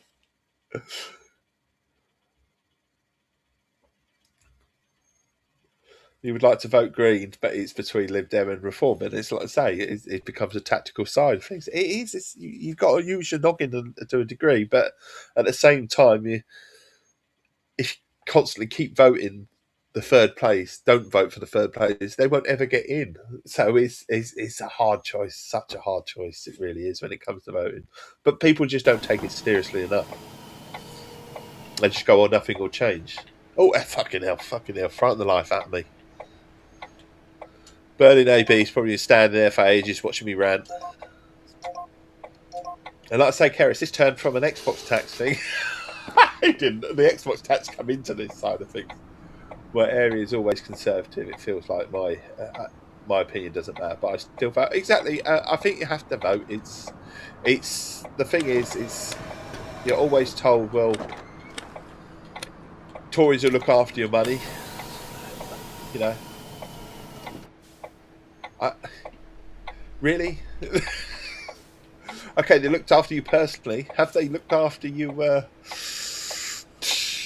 Have they looked after the area that you live in? Have they looked after your society? And so, I'm of the. You always look after your vulnerable. That's my fundamental flaws, thing in life. And maybe I'm a sucker for that. I don't know, but always look after your vulnerable, not your rich first, not your businessmen and whatever. Always look after your vulnerable. You started this with Xbox tax. I know that's what I'm saying. This is where Xbox tax come into. We're saying there's always a good and a bad. I actually think I started this with Megan and Megan and Kate, or Kate and Megan. It's Tories have been trying to sell off the NHS for decades, very much. But having said that, this is where Labour brought in a lot of selling off as well. So under Blair, who I don't think was a terrible Prime Minister. I don't. He made some poor choices. He will forever be remembered for the war and stuff. But I don't think he made some terrible. But it's businesses at the end of the day. It's politicians coming in, and as someone that, as a child that did politics at A level and stuff like that, who's toying with doing a degree in politics and stuff, and his actual teacher is the leader of the Green Party in our own area, has said that politics is such a weird game. He said, in the sense that your morals are taught out of you, and that you end up voting. If you want a career in politics, you have to vote with the party and forget about your morals, forget about why you come into politics, and forget. And if you want a career out of it, you follow the party line, which is wrong, fundamentally wrong on so many levels. You can't. You go into politics and you want a career in politics, but you can't be yourself. You're not allowed to be yourself. You're not allowed to. And and if you go against the line, bang goes your job for your daily job. And so you wouldn't shoot yourself in the foot. I don't know how some of them stomach it. That with some of the things that they say. With politicians that aren't millionaires themselves, very much, and in everyday people. Blair was just greasy and never liked her. Yes, you're right. There was a thing about Blair that just he did a lot of right, but having said that, he demonised on the disabled, as all governments generally do. They have to pick someone a good and a bad, and they go after the people that are less fortunate all the time. It's easier to go after the less fortunate for some reason, that they all get the massive handouts and whatever and all this lot, but they don't. They really don't. There's anyone to get a job, you've got to have a national insurance number, unless the job is an illegal job, and then they obviously get raided or whatever by what they should get raided by the authorities or whatever. But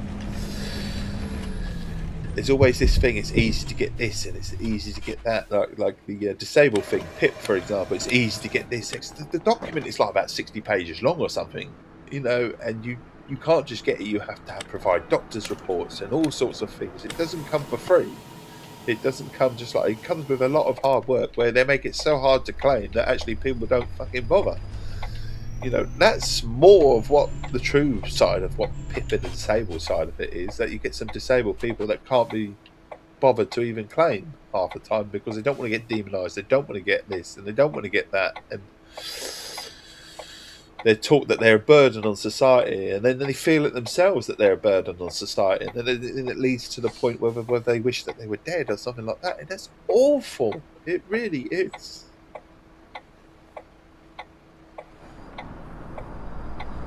Anyway, back to Xbox tax. We were talking about IGN and how IGN basically reviews stuff now, and then they just, for sensationalism, just put a score. And it isn't just on Xbox, is it? You're hearing too much truth. What's wrong with Dave? Dave's talking sense for once. Once in a blue moon, eh? Once in a blue moon it hits. It reaches, it touches. Who'd have thought you'd have got this from a bus stream anyway? Anyone coming in and watching that doesn't know what Dave does, eh? It's always less about the game, it's more about a chat, and you know, like I say, it's a friendly and welcoming chat, and it's not bashing. And if anyone that's watching is a Tory voter, you just do it for your own reasons. That's what I say, or a Reform voter, or anyone like that. Do it for your own reasons. Find out research. Don't do it because of what you've been sort of fed in the media and the advertising and stuff. And if that's what you want, then go for it. You know, if you've done your research and you come to the conclusion the Reform or Conservative is for you, then that's how you should vote. That is democracy. But don't let a grifter, don't let a, you know, someone that just lies through their teeth, you know, influence you in your vote. Simple as that. Come here for a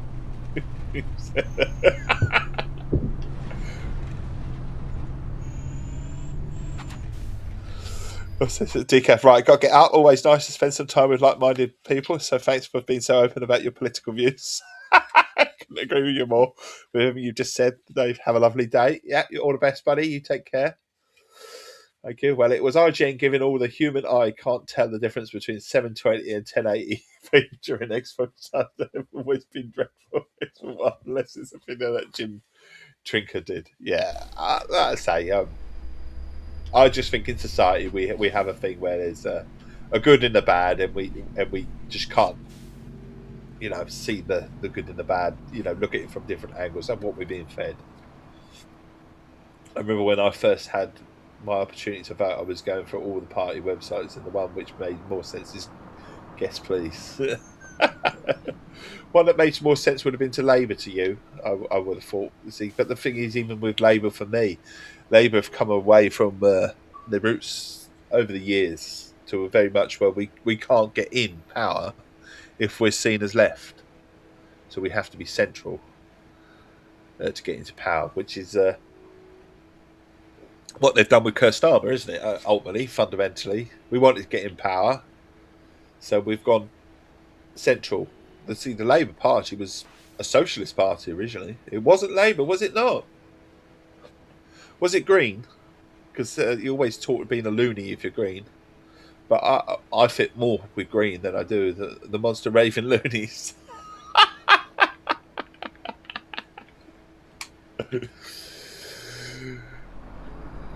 Vote monster, indeed. Go ahead, Chad.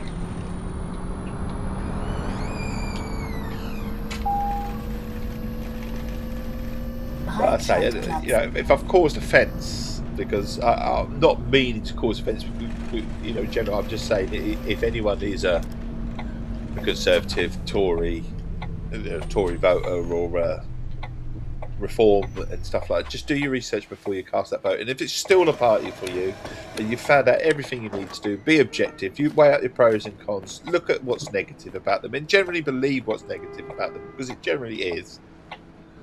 And then you still want to vote for all, then you've made your choice. As simple as that's what I say to you about Labour. I'm not Keir Starmer's fan. Not in the slightest. In fact, I can't stand the fact that at the moment he's lying through his teeth at the moment to save his job, and someone else is going to get fired over it. And that is essentially, in a nutshell, what's going to happen with Keir Starmer. And that annoys me deeply that, you know, someone is going to get fired for this, and they don't deserve to be. You know, it's just like.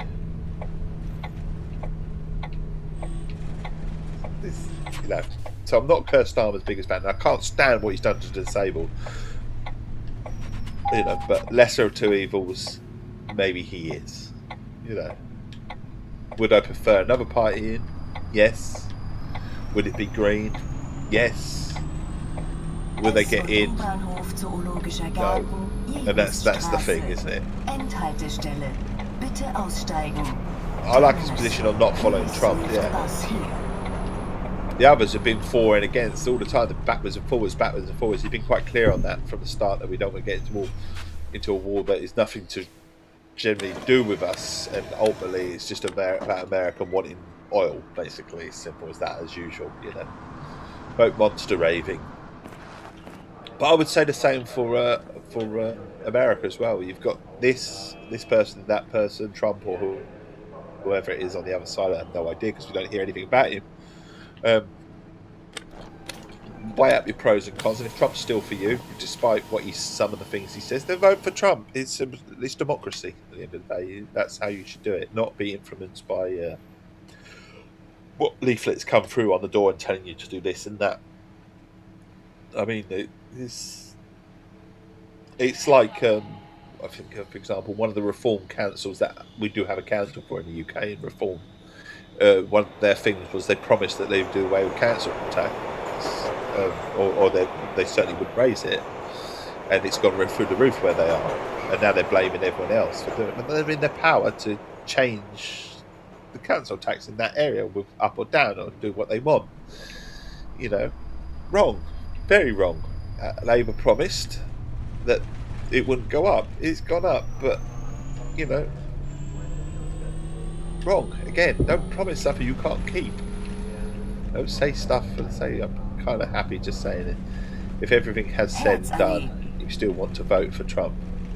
You're a selfish garbage human being. Well, this is it. There is. Like I say, I think democracy is democracy. I'm not going to force my opinion on someone else. You have a little look at what fits with you and you vote, but just do your research. Simple as that. Don't be blinded by what social media says, or they said this and they said that and I agree with them, and ignore everything else. La la la la la. You know, that's, you're back into good and bad territory, ain't you? Refanism territory. But that's where society's gone. When we choose someone, I mean, Christ, I remember talking to or seeing an interview. Talking to someone when David Cameron was about to come into power, and she voted for David Cameron because he looked more hot than the other guy. I was like, for fuck's sake, honestly, where does that come into it? You know, or he looks more the part. Yeah, he can look more the part, but you be a fucking weasel. You know, have some fucking sense. You know. Find out, do proper research. Don't go off looks. Don't go off. Never judge a book by its cover. It rings true so many times. So many times. But politics is a nasty game. You know, like I say, it causes hate and divide and opinion, and that sort of. The last thing I want to have done is to offend anyone just because I've confessed to being a bit of a lefty. But you probably already knew that. It's not. You know, wouldn't be hard to work out that I'm a bit of a lefty in some of the things that I say. I'm not. I don't consider myself a nasty person. I don't consider, you know, if I'm wrong, I'll own it. You know, everyone's capable of being wrong. Everyone makes mistakes. That's what you do with them and your actions and all that sort of side of things. everyone lies to a degree. You know, it's not going to be, you know, if someone can literally stand there, hand on heart, and say they've never told a fucking lie in their life, they fucking need shooting. Everyone's told a white lie at some point in their life. Everyone's told a lie that, you know, I liken it to being, like I say, 12 or 13, where you sprout some shit about yourself to make yourself look big. And in truth, if you look back at yourself, you look like a big fucking idiot. But everyone does it at some point in their life. I just think the politicians are still there in the playground sometimes.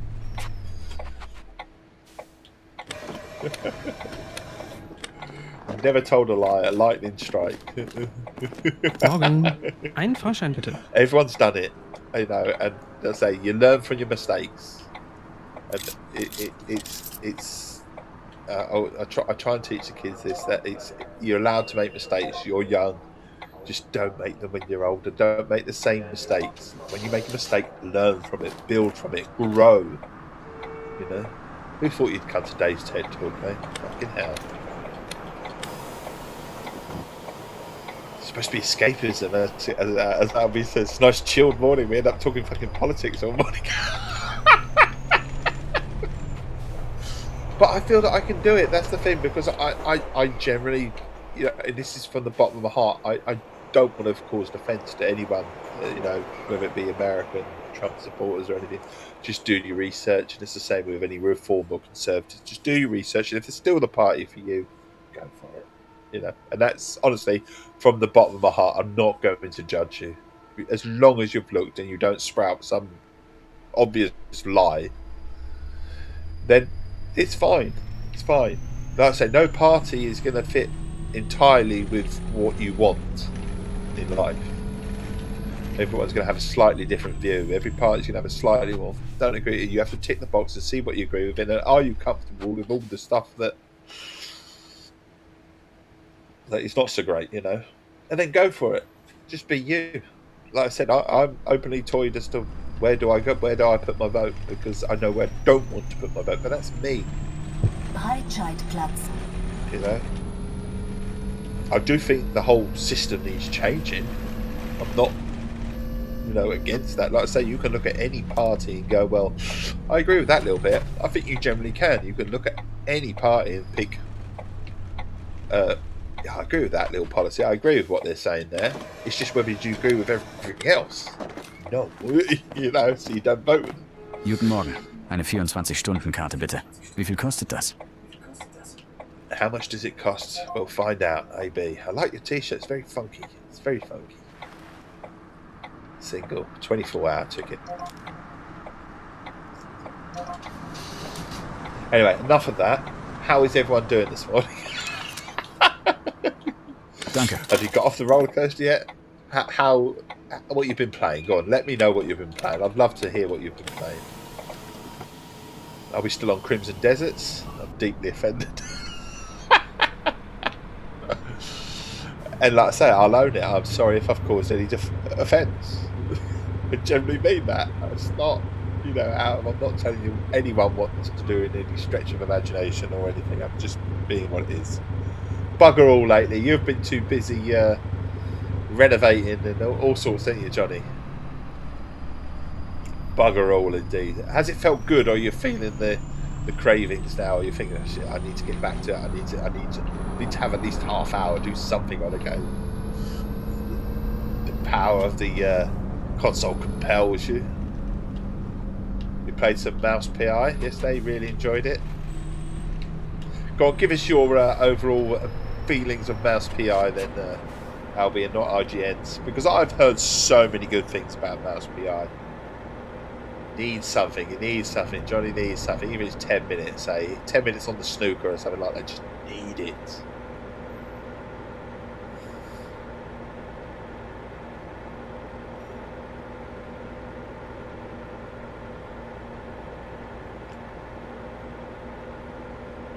Thing is, you got to get that game time.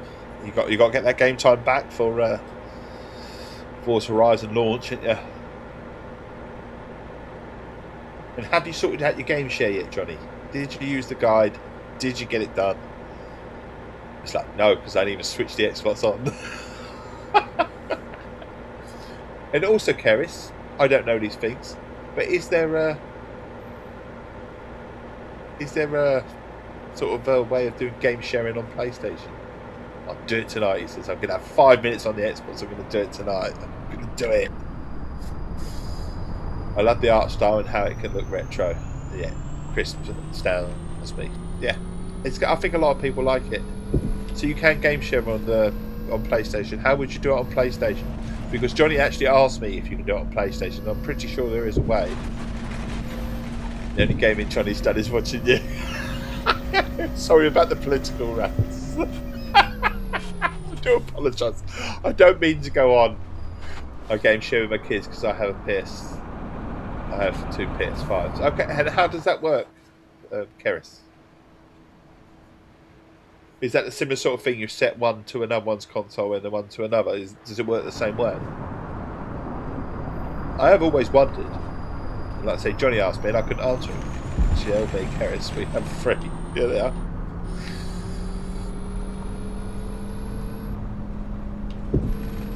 I know how it works on the Xbox side of things. I assume it must work on the PlayStation, similar sort of thing.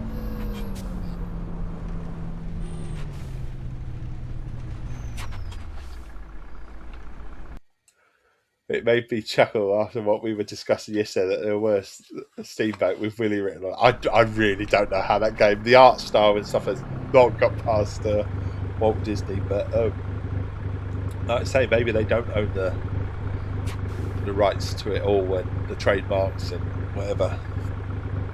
Or maybe it's just not worth the hassle. Or maybe they like it and they see it as good nostalgia and a good promotion for Mickey Mouse in general. Maybe they look at it like that.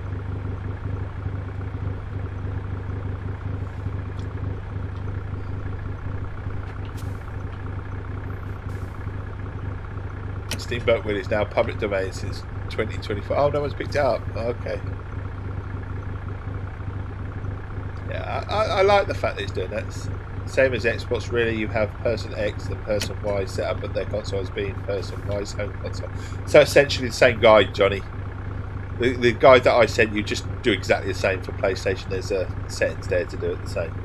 Yeah. I did think there would be a way. You hear you hear all about it on Game Pass, about Xbox, but you don't really hear about it on PlayStation. Keris, doesn't work with 3 people because people abused it and PS reduced it. It used to be 5 consoles, as I recall. 5, blimey. Is that a better system than you only paid 1 subscription?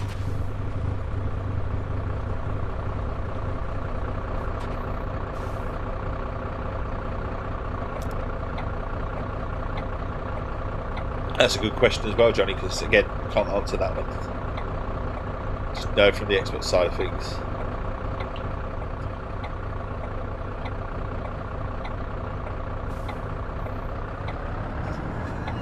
You need to burn your Xbox. You need to burn yours on fire.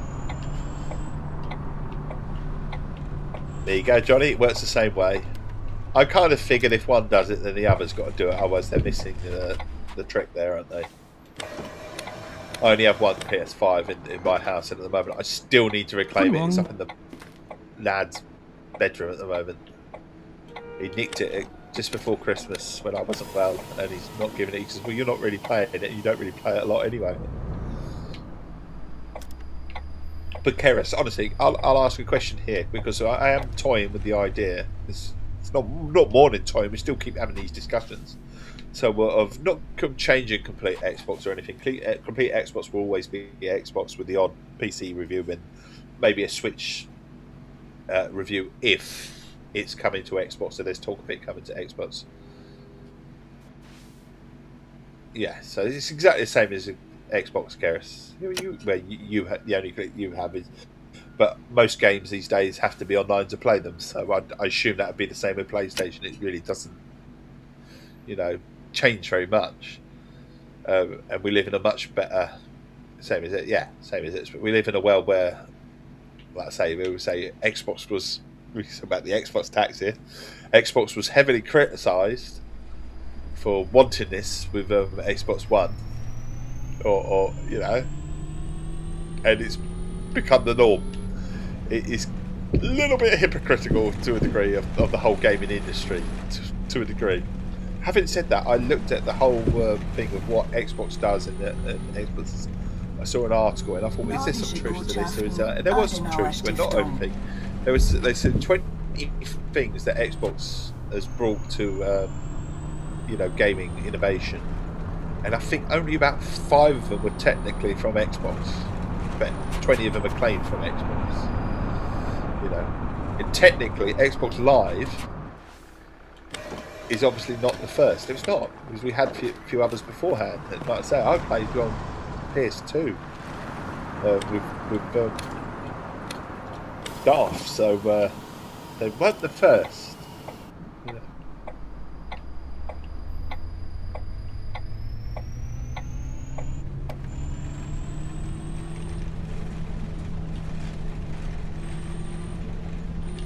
It's not in someone else's house. Yes. You're early today, Mr. Guru. How are you doing, buddy? How's things? Hope you're well. You've come at the right point. You missed Dave's ranting.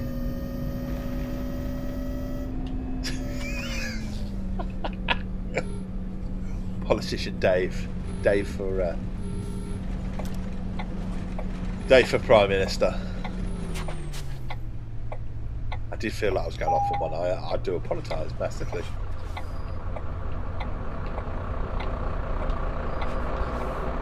Now we're fixing gaming. Exactly. Now we're fixing gaming. Fixing politics. Now we're fixing gaming. You feel that our place not part of the VIP brigade? Maybe I'll sort that, Mr. Guru, for you. I'll sort that. You used to beat me on 1 hour. You know what? It's better to be individual than it is to follow the sheep. That's what I always say, and I truly mean it.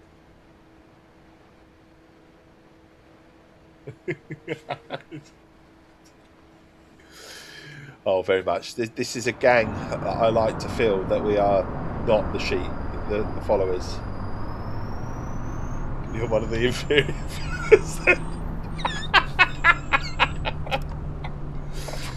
I don't know if I can change this so quickly. I don't even know where the fucking settings are for all that. It's a long time. It's a long time since I set all my stuff up. Been cool burst, trust me. Right, shut the doors, shut the doors, shut the doors.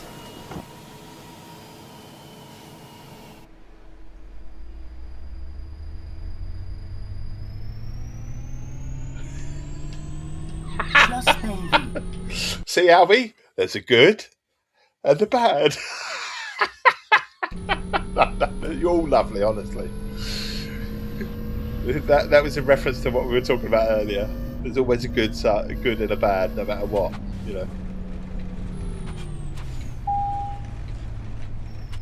There shouldn't be in life. There really shouldn't. We're all human beings. Now, if you are viewing... Hi, ich hätte gerne einen you haven't Fahrschein. followed already, Kann ich das mit please Karte do consider zahlen? giving me a follow. You'll get more of this sort of stuff. Maybe not quite at this sort of level of passion first thing in the morning. I don't know how the heck this has all happened this morning, actually. Berlin, AB, 350, single card. What's your flavour? Tell me what's your flavour?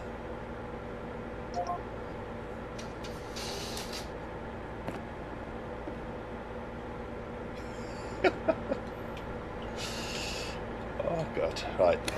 Shut the doors, shut the doors. Come on, we're off. We're off.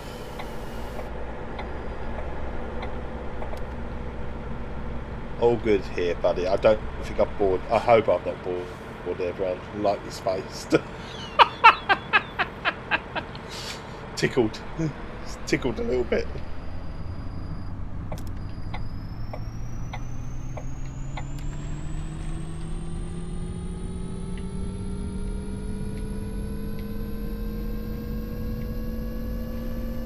Tickled by fancy. See, these are some conversations I can have when I play a game like this. Because there's plenty of sort of like time to just have a nice little chit chat or anything like that. Or a nice discussion or So Johnny's been playing bugger all. What have you been playing, Keris? Have you managed to have any game time since you've been back? Anything tickled you? Apart from hearing that you went back to Crimson Desert and didn't know what the fuck you were doing because of controls, which I fully understand. It was a week. Fucking speed camera. Dose of Divas, you did tell me you did, and it's awesome. You know what? You're not the only one that said that. Some people are saying it's really good.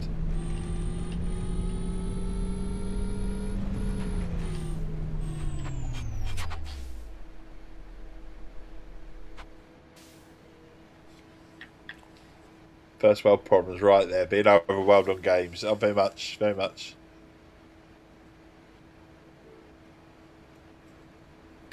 Feel your pain, indeed. As Mr. Guru says, he feels his pain. It's a fun world that, as a kid, you always wanted, but as an adult, it's like, fucking hell, what do I play? It's a bit like, it's essentially going on to something like Netflix. And sort of saying, I tell you what, we can do better than that, Mister. We can do better than these stretches and the hydrates. Here comes the hydrate. Posture check. I feel like a toff doing this. Sorry. Posture, get into good posture. Now I feel like a bit more of a toff. And then we go for a big stretch. And then we go, because you haven't redeemed it, but we'll do it anyway. There's only one T for Essex, one sit for Essex. Fucking hell, we got it wrong. There's only one sit for Essex. There's only one sit for Essex. One sit for Essex. There's only one sip for Essex. He spills the fucking tea everywhere. One sip for Essex. There's only one sip for Essex. Looking forward to playing Pragmata yourself. I hear really good things about Pragmata. She knows what a soft egg I am, since I may have shrieked and climbed on her in terror playing Resident 4. She knows you a little bit better now, doesn't she? She's got to know you. In real life, too. In real life.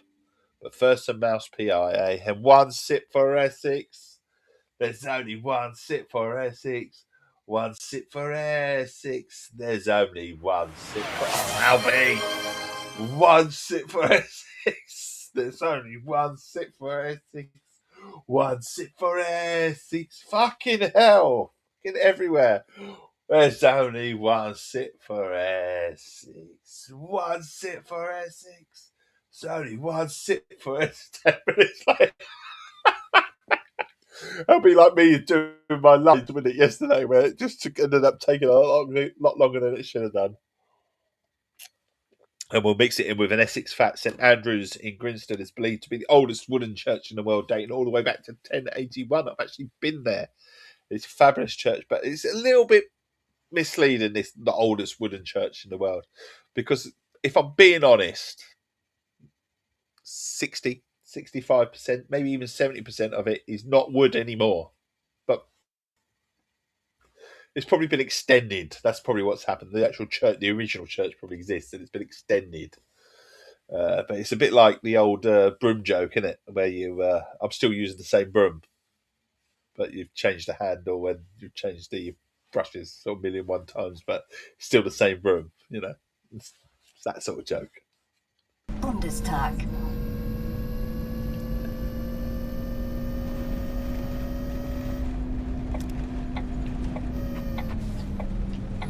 Good old trick.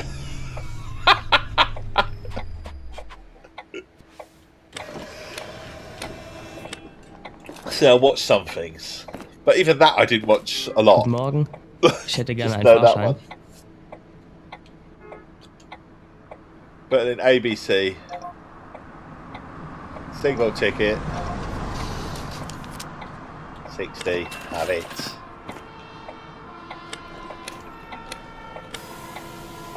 How is it the same room? Exactly, it's the same thing. So, how is it the oldest wooden church if half of it's no longer existent? So I suppose that little tiny bit resembles a church. That'll do. You know. I'm on, cross the roads, cross the roads. How long have we got? 2:45. How much more of this route have we got to do?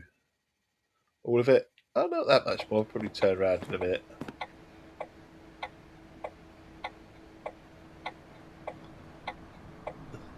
It's in the picture.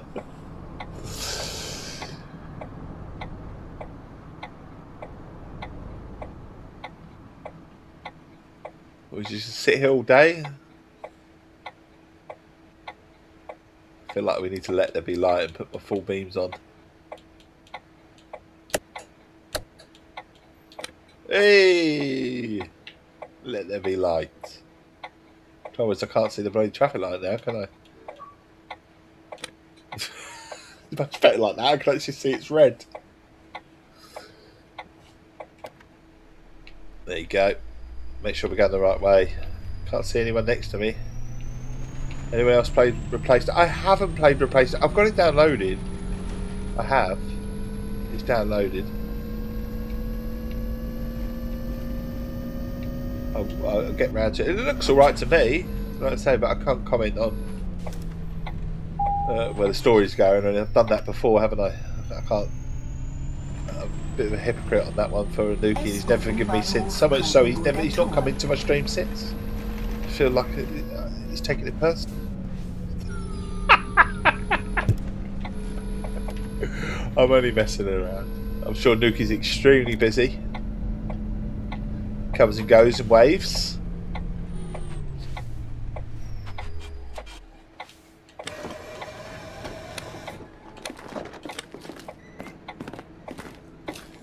He told me I'm not his favourite anymore.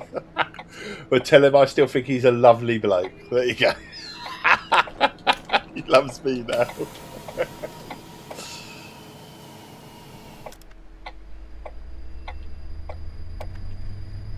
See? Keris? Good? Bad? You had to pay him back for your presents we brought you. Okay. The hot chocolate, the last of the hot chocolate's gone as well. I don't think there's anything left other than the cup now, which is absolutely wonderful. They're all great stuff. But we need to do another recreation. What I was saying about the scones, I've never had a scone so light, really light and fluffy. But no, seriously, all light and fluffy inside, but actually held together. It was really, really lovely. It was. Not the, being honest, I don't know what would be the perfect scone for you. This is a description. We talked about tea before. What would be the perfect scone for you? How would you describe the perfect scone for you? Would you want it to be light and fluffy inside, or would you want it to be a little bit more of a dense feeling, or would you like even a little bit more of a crunch to it? I don't know.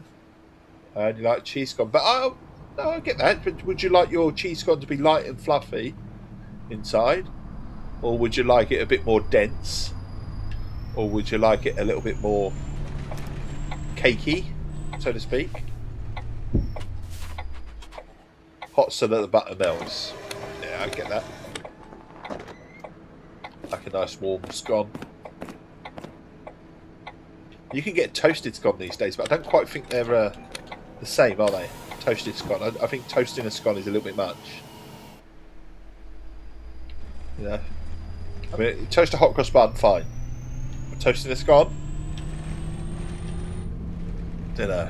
I mean, I'm not so demanding and picky as you. You only must have is vast quantities. No, I said I was quite surprised with how soft that scone was. I was almost shocked. And it was really, really nice and fluffy and light, which was great because it fit me at the moment. I hadn't eaten in fucking ages properly, at least soup. But jelly is all I was consuming. It was absolutely lovely and soft. It was really, really nice. It was really nice. Not like the shop bought ones that you can get, the old shop bought ones where they're a bit, like I say, a bit more dense, a bit more tough.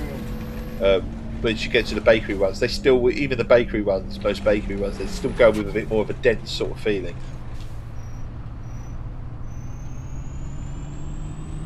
I've actually had the gluten-free scone before as well, which is quite nice. And I tell you what, if anyone's a member of National Trust and they actually go to their cafe and they have the marmalade scone on, bloody do it. Absolutely amazing, honestly. I mean, amazing on your wallet too and how much it costs, but bloody do it.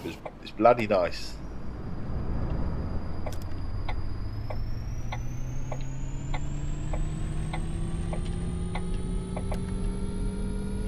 We're on our way. 12:15.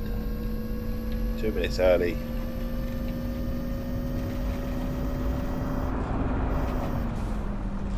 Keep an eye on this time for a check-in.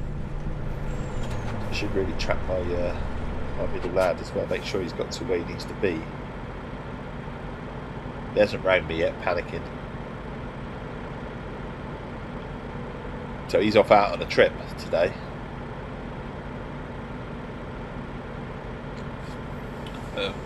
He does a public services course. He's interested in wanted to go into the Navy from 16, and as being a parent, I was a little bit apprehensive of him leaving home, but I supported him what he wanted. He had the Navy come out and come out to school and visit him and all sorts. So he was fully invested in it, and they said that he did his interview and whatever, and they said that they took him at 16. That he'd have to go straight into Portsmouth, do a bit of training, and then he wobbled a little bit at leaving home at 16. Alexanderplatz, Memhardstraße. And they said to him, well, why don't you do this course, so you can do this course or that course. So he's now doing a 2-year course, and then because they said to him, you can go in at a slightly advanced level if you get this sort of diploma or whatever it is. And you're a bit higher up the food chain, if you like, and a bit higher up on the money side of things as well. So he's scratched his little thing. So he's doing the public services. Whether he's still fully fledged into the, he's not in Pompey, but they said that he was going to have to go to that's where he said he would have to do his 8 or 9 week training in Portsmouth. So that scared him a little bit leaving home at 16. So he decided not to. So instead he stayed here, and he's doing a 2-year course, which the Navy suggested he do, which would help him anyway in journey going to Navy. So whether he's still got aspirations to go to Navy, I think he still does, but it's also opened him up to other services or other public services, so like the police and stuff like that as well, and ambulance and that, side of things as well. He's a very much hands-on person, practical person.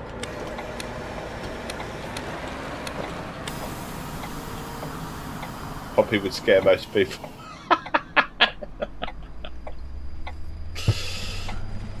I think leaving home at 16, whilst it all sounds great, would scare a lot of people in today's climate. I mean, I did it at 18. Terminus. Please leave the bus here. Well, I don't think I was 18 when I left home. Just there or thereabouts, and it all worked out for me. But I apprehensions in all this life. I think it's a tough choice, isn't it? Sometimes tough choice. We live in a world that is, where I look back at it and I look back, it's not any different from when I was a kid, but it is. If you look at the fundamental side of things and what people are exposed to, what's expected of them, what is available out there for them, and stuff like that, it's a very different world. And ultimately, we say again, we go back to a little bit of politics. The younger generation are paying for our generation's mistakes, and our older generation's mistakes from older than me. And they're paying for that. Poor youngsters really start off life in such a hard way. I know they have things that we didn't have, but they have problems that we didn't have,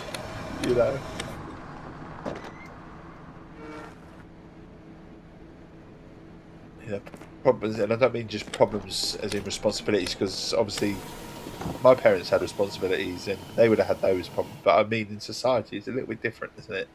I do feel society is a little bit different in that sense. Like, so much is expected. You must behave this way or that way, and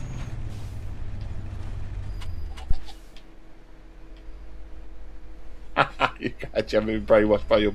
But this is it. I've said the same with my kids as well. My kids know my stance and that, but I am open and honest with them because my oldest come up to me and said to me probably about a year ago. He says, "Is it wrong that I have one or two views that I agree with some of the Tories?" And I said, "No, it's not wrong. Just look at everything in general, and do you get?" He goes, "Well, no, I don't agree with 80 or 90% they say. I don't agree with." But there you go. I said, "It's fine to agree with one or two policies. No one should ever be ashamed for agreeing with a policy or two that is not maybe popular in someone's opinion or whatever. Be you.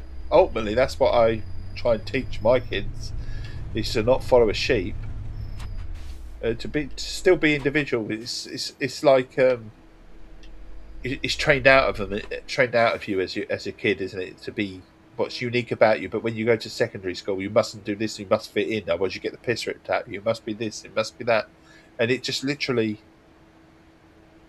bang. You're into the you're the same as everyone else. You know, it's that sort of, and I feel sorry for that sort of thing. What you were saying earlier about people voting based on looks, basically my mum and art influenced my dad.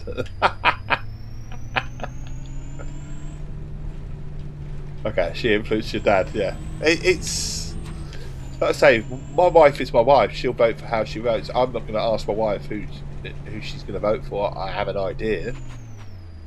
You know? I do. And she can vote for who she likes. She's an individual. She's a person, isn't she?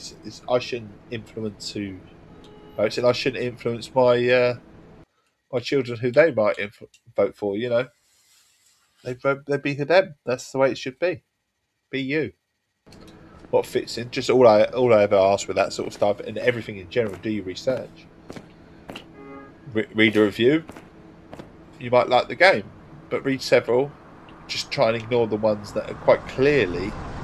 You'll see them if you read them. Don't read the just see the score and go for it, or the last bit. Actually read the review, because the review, even at IGN, with the the low scores in that, there will still, you'll be able to spot the review that is the one that's looking for clicks, looking for what, not just by the score, just by a statement, by the actual review itself. If you read the whole bloody thing, you'll clearly see what they think of it, and if you come to the conclusion this is just personal or sensationalism or just to get clicks, then discard that review. But as I say, companies get so big that they can get away with certain things. So IGN, they've got so big in terms of reviews, they are still the ones that we all look to, and if we want a review, we'll go to IGN. Why?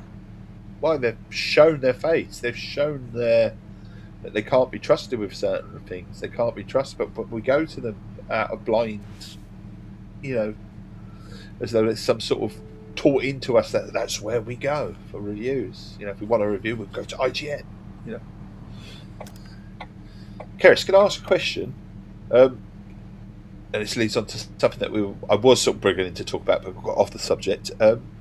At Complete Xbox, so we are sort of slightly toying with an idea of PlayStation side of things and whatever. Not so much so that we will stay Complete Xbox and it will just cover Xbox, but maybe a sister site, maybe a sort of like blog page where we cover other games in general that sort of runs alongside us rather than actually change the whole unique, because I think Complete Xbox is Complete Xbox. It's independent and it's centric. So I don't want to change the whole aspect of it all or anything like that. And I think that's the thesis with Jamie as well, who runs Complete Xbox alongside himself.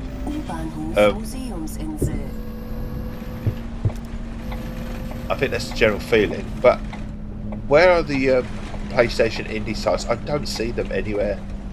I look for eccentric PlayStation sites. I can see, and I mean an indie site. I don't mean like PlayStation Universe that give every PlayStation game 10 out of 10. You know, bloody Xbox era shit.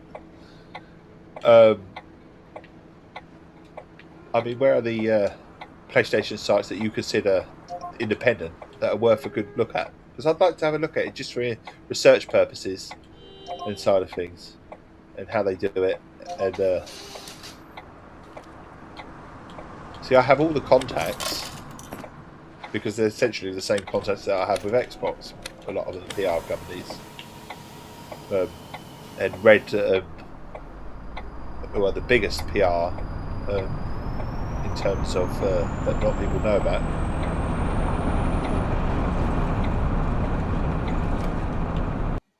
I don't find there are PS sites that are akin to Xbox. It feels like there aren't so many. I don't follow any sites. This is what I'm saying. I don't feel that there are that many independent PlayStation sites. I mean, they are out there because, you know, and you do get your PlayStation Universe or whatever they're called, and they you follow. I follow you because I know you from Geordie. Yeah, exactly. You found me from Geordie. R Brown Geordie. Bloody Xbox shite era. And I felt his pain. I really did. Oh, I'm not. Let's say go complete game. We're not going to rip up the complete Xbox. We're sticking with complete Xbox. It's just a side project, if you like, that we'll do alongside. So we're going to keep our name.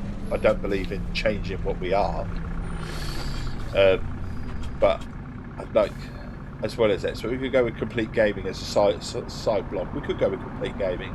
But do you, Albie? Do you see any other indie sites out there? Obviously I see Xbox, but a lot of indie sites are now transitioned to multi-platform. But I'm more looking at the indie sites, so I'd love an indie site that covers sort of Steam and PC side of things, and I'd love an indie site that covers just PlayStation, you know, that side of it. Would love to get some. Guten Morgen. Einmal Kurzstrecke, bitte.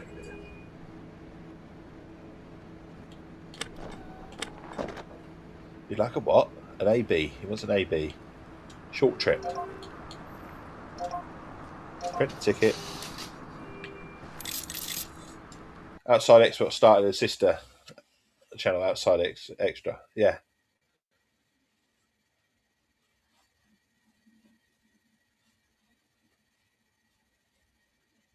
Yeah, no, I get you. I get you. So you don't feel. I've.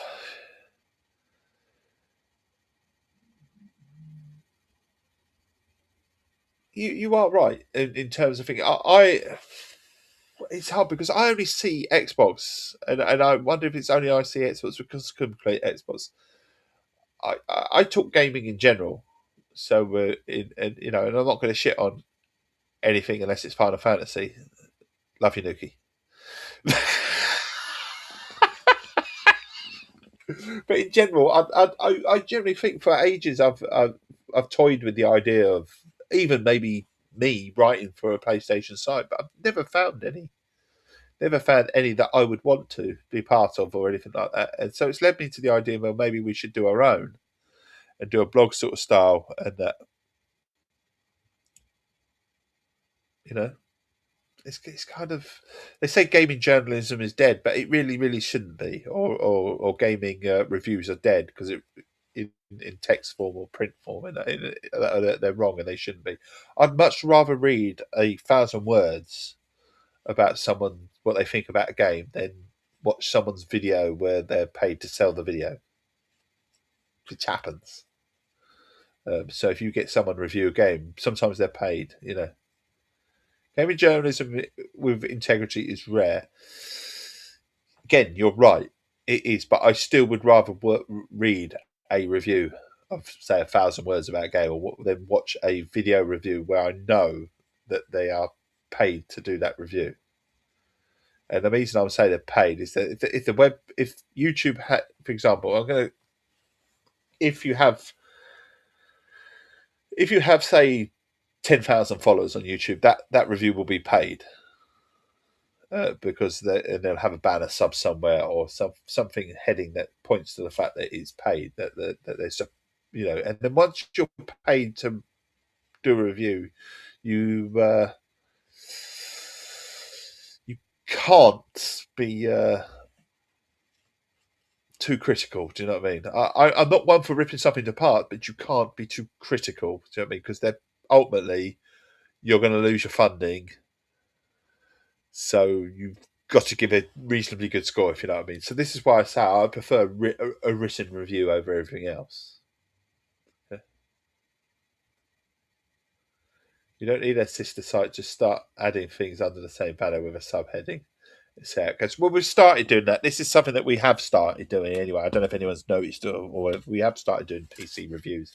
We have started doing Steam reviews, even the handheld gaming side of things, Steam Deck, and we've even put out a Switch review here and there. But we always loosely back that there's an Xbox version in the works or something like that. We're trying to sort of tie it so it sort of fits the brand, if you like, rather than a rebrand. But yeah.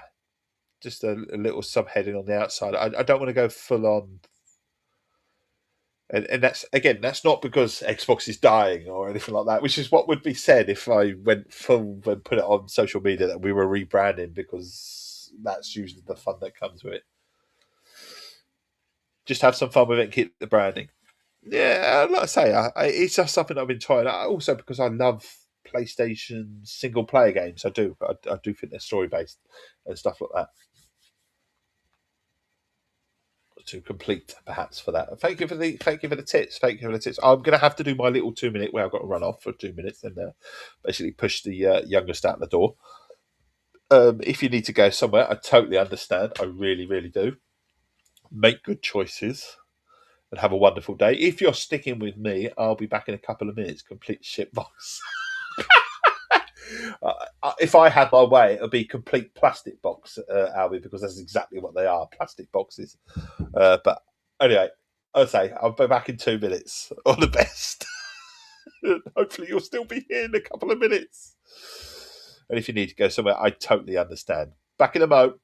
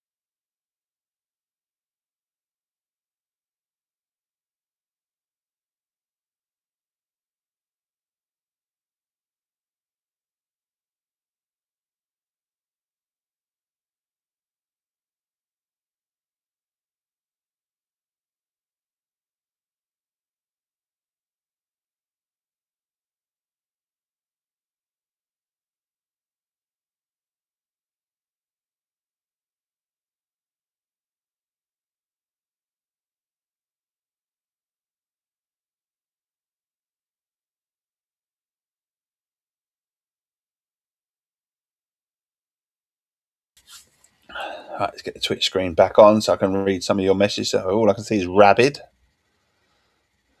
Complete shitbox. If there are so many Xbox owners that they were weird little rabid Xbox fancast and podcasting sites, then Xbox will be doing better. Oh, very much. Fucking hell. The amount of podcasts there are for Xbox is absolutely ridiculous. I totally understand, Chris. And they're all saying the same thing, aren't they? The same shit over and over again. How's everyone's doing? There's Games Guru. Can we sort you out? Can we sort you out? Can I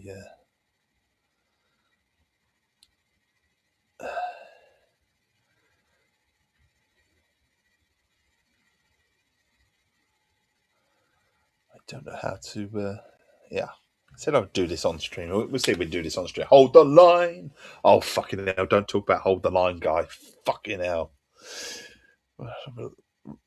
Reforge really pisses me off so much so that I don't see his stuff now. I've blocked him completely because I can't stand his takes on everything. And his fucking weasel voice as well. Fucking hell. Honestly. Create a dashboard. Can I do this through here? Can I set a social badge or anything like that? You've not heard of Reforge Gaming? Some twat who got banned off. He was a streamer that used to do Destiny, and he's a nasty piece of work. Was really nasty to his wife, and was a complete weasel in general. But they banned him on Destiny as streamer. And he basically redid his whole thing and turned into like a gaming channel, but he's very, very heavily focused PlayStation sort of person who loves the hate and oh, fucking hell, it's such a Weasley voice. What I'm trying to do, if I'm trying to look where it is, viewers, streaming tools. I don't know where it is. What I was trying to do, Mr. Games Guru, I was trying to secretly make you a VIP, but I don't know what the fuck I'm doing. It's been ages since I did all that. I don't know. Rewards. I don't think it's there. No, it's not.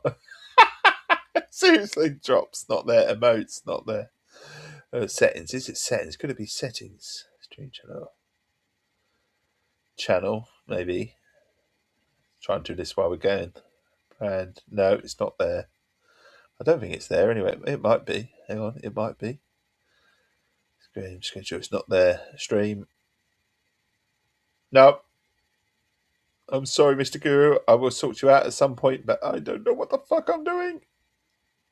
It's there somewhere. Oh, community. It might be there. Assign my assigned roles. Roles manager. There you go. This might be it. This might be it, Mr. Guru. Games Guru. Now I've got to find you on my list. Or add you to the list. Add new.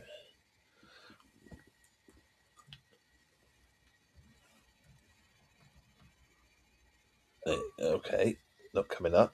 Why are we not coming up?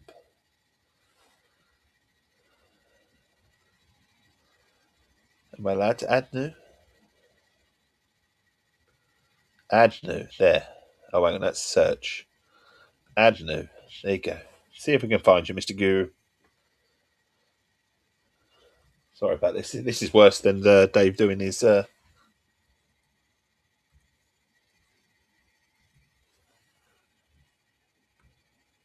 It's not coming up.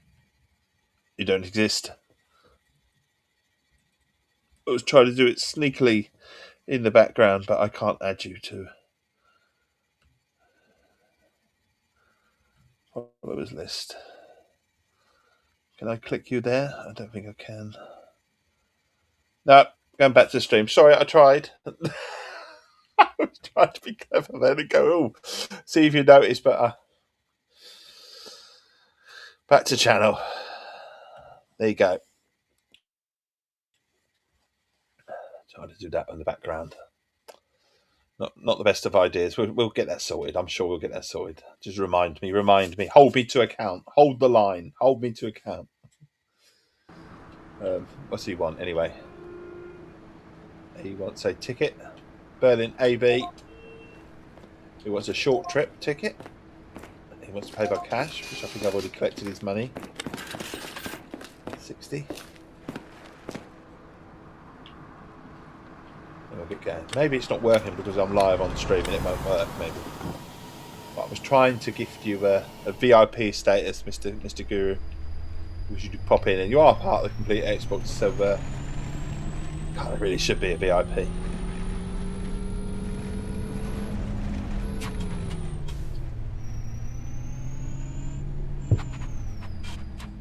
Oh, we're back. We're back.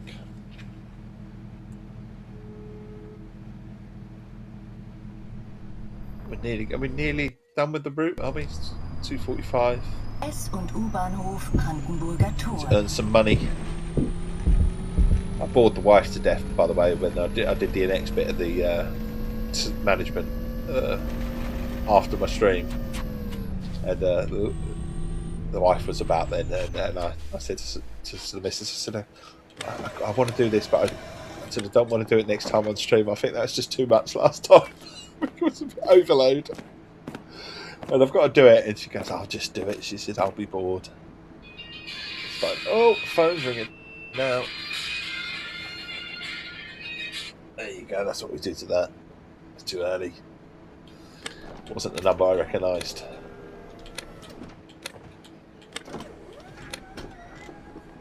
At least I found the screen where I can add people as a VIP now. I don't know where to do it, I just couldn't pull up Mr. Guru's name.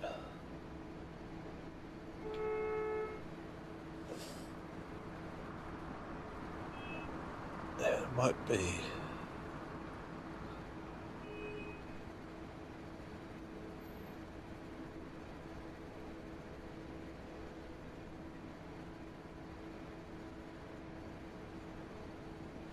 Right, here we go. I think we're ready to pull away. It's time to go. Shut the doors, shut the doors, shut the doors. So it's one of my favourite facts. Iconic Scottish king, Robert the Bruce, might have been an Essex boy. Historians have claimed that he was born in Montpellier's farm in Wrissell in Chelmsford in 1274. So if he was born in there, then he's got to be Essex. No other word for it. It's definitely Essex through and through, even if he was only there for a day or a few hours. He was born there. He's an Essex boy.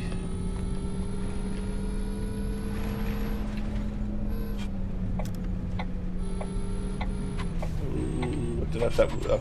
oh, shit, fucking hell. That was a little close. That was a little close. A little too close for my liking.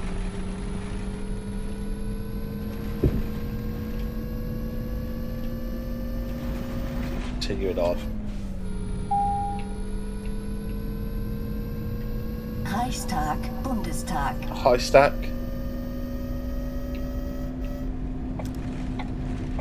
High stack Bundestag. So there's Reichstag.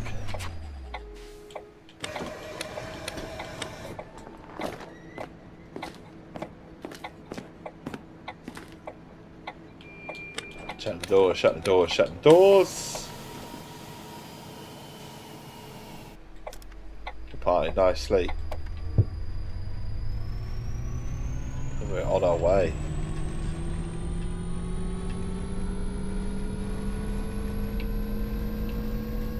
It almost feels like spooky driving down this thing, the way they got the lampposts. And, oh, red light, fucking hell, I need more lights on because I can't bloody see. Through two red lights.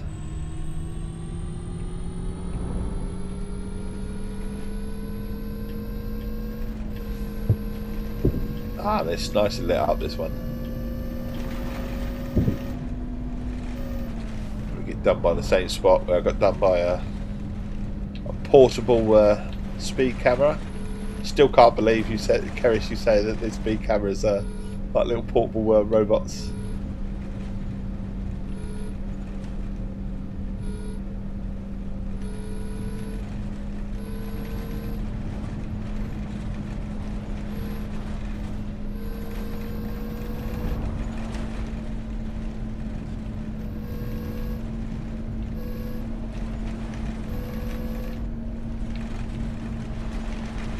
never trusted those R2 units. No.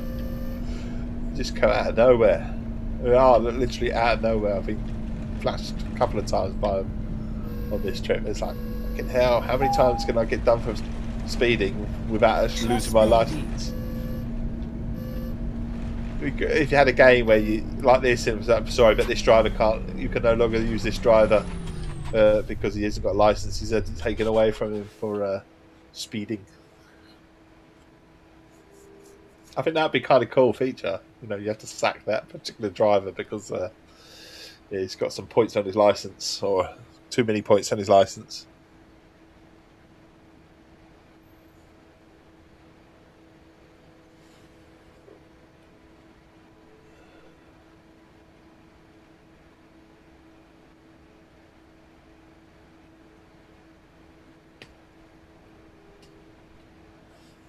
Hold at the light. Hold at the light.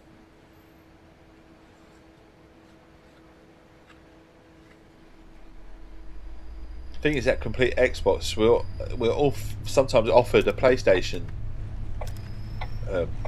code as well. And the way I look at it from a PlayStation side is I'm not playing it on PlayStation, so the PlayStation might play perfectly, and the Xbox version might have problems. Fundamentally, they are the same game. I get that, you know, and there's not going to be that much difference in terms of the game, but in the way it runs is very different. The driver has so many speeding infractions. We invoked the death penalty. Yeah. It might happen one day. You shouldn't laugh about it because it might happen one day. Großer Stern. I just don't know where this world's going. That's the thing. In that sense, it's satire, but it's a.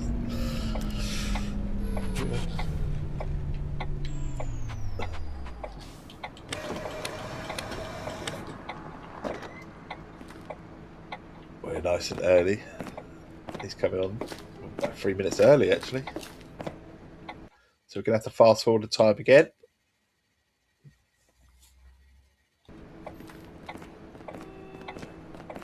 The thing is, we're seeing that even two Xboxes can have differences in the way the game runs. Oh, very much.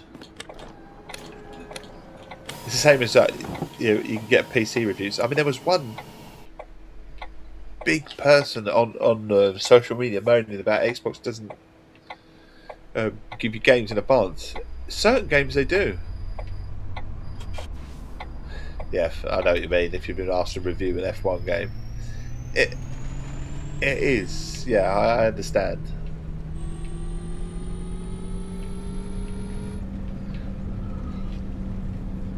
Reviewing is subjective and stuff like that. It is a subjective, personal opinion, and it's like if you're a fan of that particular game, then you're instantly going to like it in general anyway. It's like for example, I love Terminator films, and I want to play a Terminator game, you know, and there's some part of me that if it's hits the nail on its head and it feels like a Terminator game, I'm going to give it a more positive review than I would if I wasn't a Terminator fan, you know. And you have to just push yourself aside from that and look at not your personal sort of like, you can put in a bit of personality into it and stuff, but you have to know. I've not played Terminator 2D. I've not. Again, I hear really good things about that. I've not. I'm waiting for a sale. I'm waiting for a sale. Whether that game will ever drop in price, I don't know, but I'm definitely waiting for a sale. I felt it was quite expensive for what it was. Looked fabulous.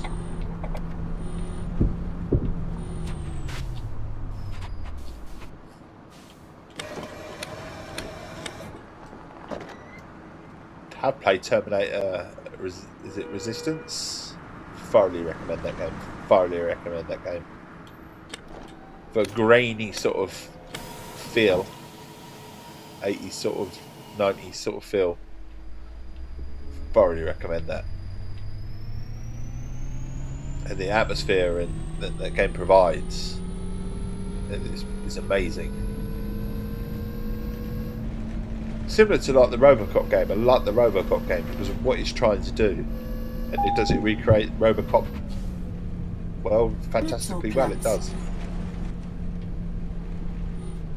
See, I think that was about 25 quid, weren't it, at launch?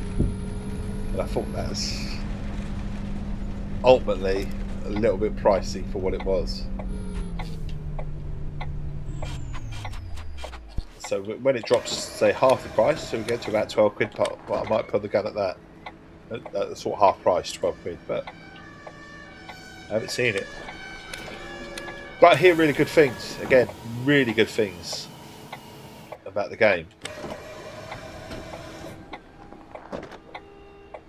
So many things. I mean, like I say, I talk from a privileged sort of side of things that, you know, with reviewing and stuff like that, is that there's not many games I pay for. And we try and get every game. Obviously, I don't want to review everything. There are games that I want to play, but I don't feel that someone else better, you know, suited to reviewing it, or they're really passionate about it, and I'm not. So the review goes there. But it told me if I wanted to be a complete arsehole, I could choose all the good games for me and give everyone else all the shitty ones. If I wanted to be an arsehole, but I'm not. You know, it's shared. There's too many games out there anyway to do that sort of thing. But that's now we're boarding on to why I don't like Xbox Era. So. And I feel that a certain someone there is just a greedy so-and-so, and he might produce the goods in what the heads want at complete Xbox. I mean, Xbox Era. But I don't like the way they treated a member of staff. That, I mean, if they didn't want, you know, a lovely bald-headed friend of mine, then that's one thing. To do what they did is a completely another. To be complete shit about it all and whatever. They decided that, you know, time's gone, we're not quite fit. I mean, it happens. I mean, one of the guys might say to me, look, do you know what, I'm going to write for another site and I'm not going to write for you anymore. And that would be fine too. I'd like to know a little bit of feedback as to why and stuff like that. But, you know, everyone's allowed their opinion. Everyone's allowed to do their own thing. You know? I just don't like people being unnecessarily nasty in life, and I don't understand those qualities in people. I don't, you know. I say everyone's allowed to make a mistake and whatever, and I get that. And I'm far from perfect, and I will make mistakes, and I will continually make mistakes. I always tell my kids I will make mistakes because I don't know what it's like to raise someone in your age bracket. I've never done this before. I'm making it up as I go along, sort of thing. And I said I'll make tens of mistakes, hundreds of mistakes, and I'm an individual, so, you know, I'm in my mid-40s and I'm bound to make more mistakes, but, you know, I want to learn from them, and if I've done something shitty, I want to own it, and, you know, and then work ways to sort of how can we improve this? How can we make sure this never happens again? And I try to look at that on myself in general anyway. I just wish society would take that in a look at themselves a little bit more as a whole. It just seems to be too easy. Well, that's the way it is, and I said it because that's how it is. And it's like, is it, or is it just how it is for you? You know.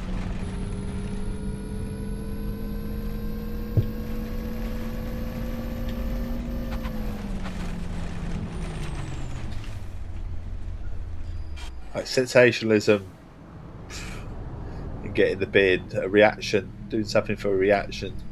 Everyone likes a dopamine hit. Don't get me wrong. Everyone likes you know, that, but don't do things for a reaction. Please don't do stuff make, you know, because it like how you said, is that some things you just can't trust anything. Did you ask you anything, Harris? Did I ask you anything? I don't think I did. I know I'm usually asked questions and stuff, and I don't think I did in general. Just the old situation. We bashed Xbox Shite Era a little bit. because there are ways of handling certain things. I like to put an arm around people. That's my style. That's not to say that I can't be maybe an arsehole to someone. I'd like to think I'm not, but I'm sure I can be. Keris, what is your quest? I think the thing is, in life, everyone makes mistakes, and it's just about learning from them. And just remember, life is a roller coaster, and you will still make mistakes, no matter, even if you're a fully fledged adult. You're gonna make mistakes. You've never been in that position before. It's like raising a kid, isn't it? You've never been in that position before. Yeah, you're a parent now, but have you raised someone in your 20s? You're now 20. Do I know how to raise someone in the 20s? No, you're my first child.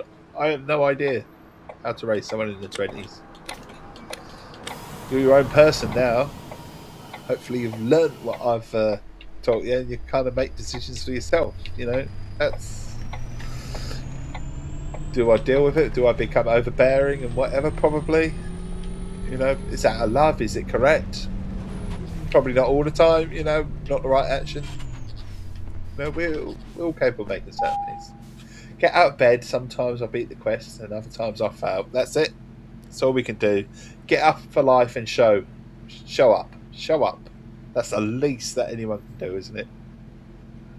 Show up. We'll see where the day goes. Just remember that there's always another tomorrow. There's always another day tomorrow. Endhaltestelle. Bitte aussteigen. I think we've come to the end of this route. I think we're here. Leave the bus here. Please leave the bus. It's a good thing I'm not taking them literal, innit? I'm just right, fuck it. Off. There we go.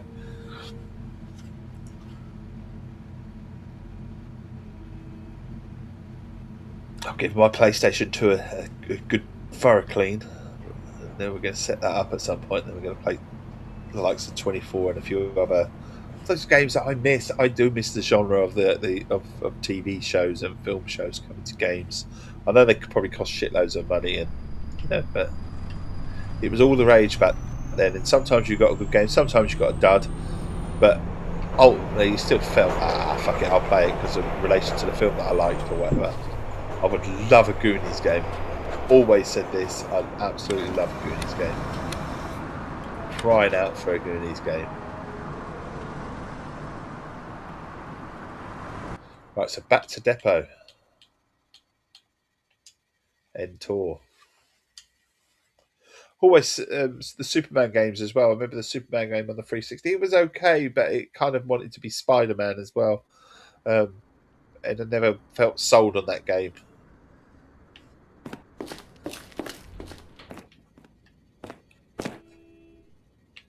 If it's good enough for you, it's good enough for me. It's good enough for two. It's what I want to see. There's a bridge to the other side. No? No? No? Not that one.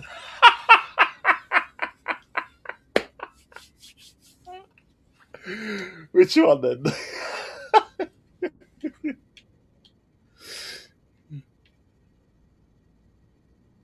And you could. Did I miss something? I started singing. Call yourself a Goonies fan. I'm a big Goonies fan. What have I missed? Well, if it's good enough for you, it's good enough. Oh, fucking hell. Yes, Cyndi Lauper. Yes, I should have got that one. Yes, but we went into something else. I didn't go into the Goonies. For you, it's good enough. It's good enough for me. And yeah, that one.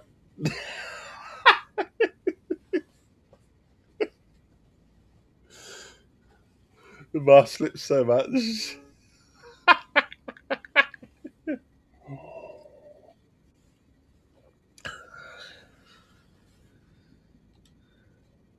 Right, we got back to our desk. Sorry, I lost the plot completely. Where's our office? Where was our vehicles? Managed vehicles. Yeah, put 2p in that one. Clean the vehicles. Nothing needs cleaning. So we're all good then. So if we look at our orders, if you like, manage orders, we'll see that everything's good to go. As you can see, look, they're all fulfilled. Look. I don't know if I've got another one to drive on this route yet. I don't know if we did that. So we're getting right to the end. And this is Sunday. There you are. So I did it all. Look, you can clearly see. I was talking about a goodies game. You are right. You'll fail himself. I just went off into something else completely. It can happen on a Dave stream. It can happen. Right, let's Canada. Let's fast forward the time. I think it'd be good to go fast forward to about. Oh no, hang on. Fast forward. Go to about 10 o'clock. So go to about 10 o'clock. Time skip. And then the following vehicles were delivered. We've got a new vehicle. I don't know if we've got any more cash. Received new email. Received new email in my inbox. This will be the fine. There they are. Berlin fine. Office. A speeding offence was recorded during your trip by a traffic enforcement device. Required to pay 60 euros. Please note, particularly anticipatory and fully compliant driving is expected at all times. Date of execution. This letter that we have on here. Can we do a draft letter back saying, I'm sorry, I really am sorry. Right, manage vehicles. 2 out. So we go fast forward the time again. So we go back to the calendar. We'll put the forward time again, a few more hours. So we go to about 5 o'clock. I don't want to go too much because, like I say, I want to manage the vehicles and I don't want to go into the reputation and go, oh, this doesn't work and this doesn't work. And office, and now have 219. We're making money. We want a new vehicle. That's what it is. I don't know if we want a brand new vehicle, but we want a double-decker bus. We need a double-decker bus. Wish we could buy all these buses, but we need a double-decker. How much is a shiny new double-decker? Shiny new double-decker. Here we are. So 395. Just in case one comes up, what is it? It's a double-decker. Doppeldecker. Not double-decker, doppeldecker. And then we go to calendar and we're going to go fast forward a little bit more. So skip, and then we're going to go to the end of the day pretty much. Confirm and time skip. And then we go to office again. We're now at 244,000. So we're going up. Our employees, I don't know if they're happy. Satisfaction. Oh my God, Bianca's not happy. She's not happy. What happened to Bianca? Who pissed her off? She's not happy. Why is she not happy? Someone, Ricky!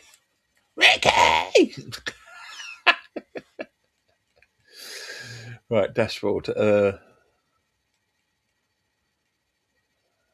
Let's manage vehicles again. I think it's probably best we do that. Yes, good job we did.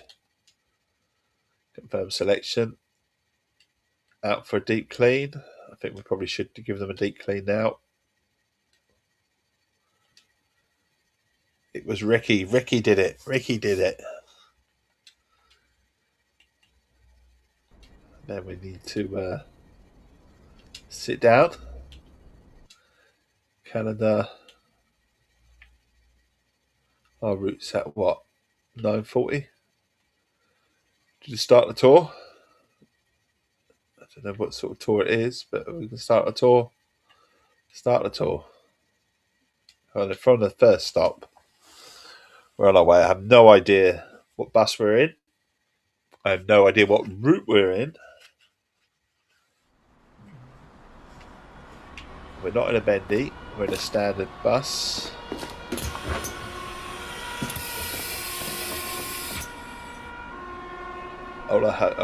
It's one of these. Oh, there's not much to the bus. Look at there. Look at the controls. It's like a little dinky bus. It's even big. It's a really small bus. A mini bus.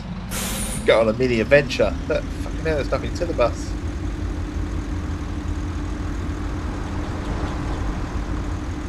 Open the doors. It's got 2 doors and they're both open. God, what a tiny bus. This is going to get full quickly, isn't it? Right, anyway. How long am I driving this for? 2 hours. Do you have any tours? Tours.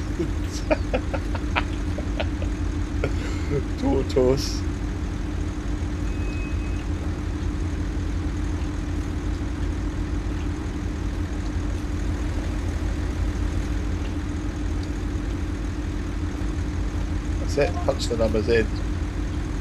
So it's 1400. We've got just line 100. And it's 05. It's okay. I can hide, look, like a hobbit. I can hide behind my desk. Hallo, eine Tageskarte bitte. Kann ich das mit meinem Telefon bezahlen? You know, it's not one of these, is it? That you can't play the ski. Berlin AB 24 hour. Berlin AB 24 hours. So it's one of these where you've got to come out all the time. And, oh my god. Card. I hope you pay by card anyway. Hope so. Right, bear with me because I'm going to send a quick message to my oldest. So I do check in with my kids and stuff like that from time to time. Hopefully this is a nice number 2. Says that no, it's not from who I wanted it to be from. Right, so this quick little message for the oldest.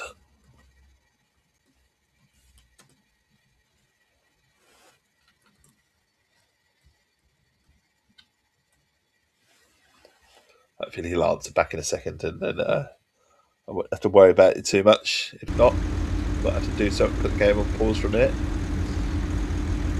Give him a few minutes to answer back. We'll keep an eye on that. Right, so we'll be shutting the doors. I thought we were still early. Obviously, my bus is not that big, is it? I mean, it looks bigger than what it is, but it's tiny, isn't it? Fucking hell. A little mini bus.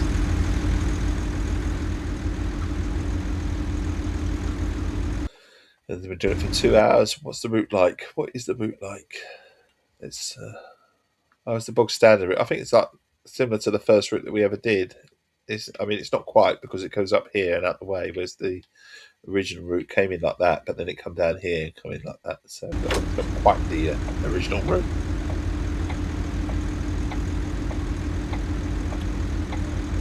Good time to pull away.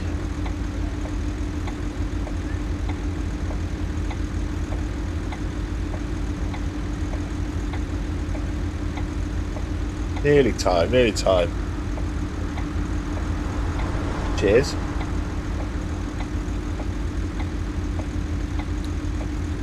It's important that we pull away at the right time, you see. I mean, we can fast forward it if we're really early or stuff like that, but we can.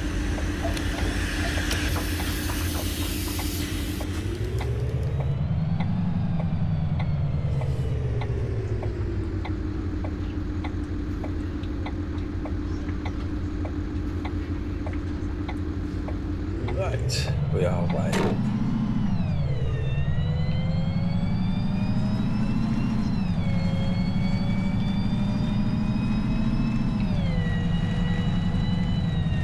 So proper bus sounds then, because it's only a little bus and it's got a little bit of an engine.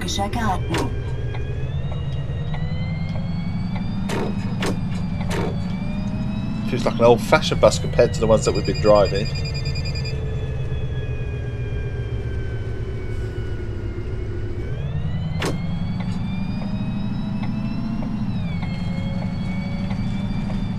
Dainty thing.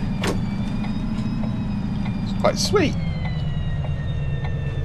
Quite sweet for a bus. Quite responsive as well with the brakes, but I suppose that's because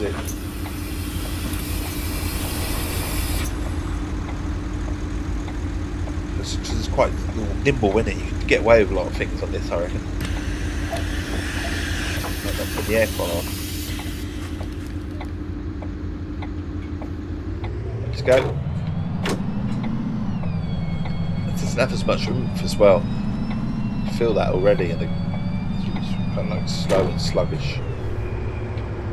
We're going left, so usually we would turn right. Oh shit, we're the wrong lane. I was thinking of going this lane, we can turn left or right, but no. This lane is for turning right only. Of course it would be, because we'd be on the left hand side. What a fucking hell, fuck my life, honestly. Anyone behind? Oh yes, someone's behind. Careful, Dave. Put the indicator on, we'll just let them know that we're going that way.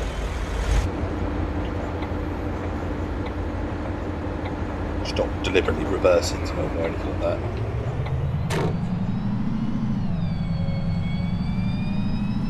And we are turning left.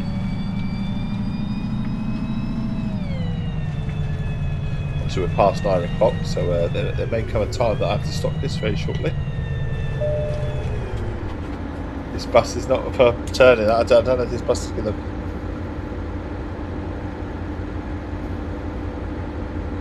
Yeah, it hits 9 o'clock and already getting messages, so as I kind of expected I would be. That's why we say 9 o'clock, and I can push it sometimes if it's quiet. The messages have started. So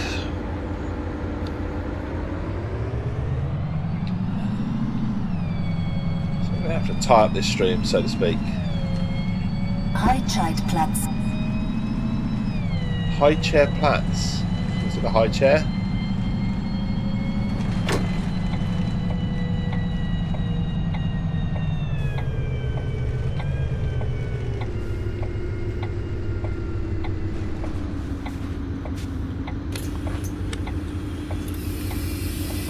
A little dainty bus.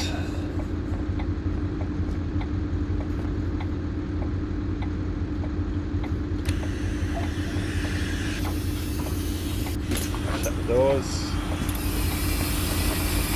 Oh, she's coming on. Hi, ich hätte gerne einen Fahrschein. You have a... Hang on. A bit too close. You have a what? 24-hour AB. 24-hour AB. Paid by cash. How much you pay me? 10. Yeah. That. Yeah. Shut the door now. Where are you going?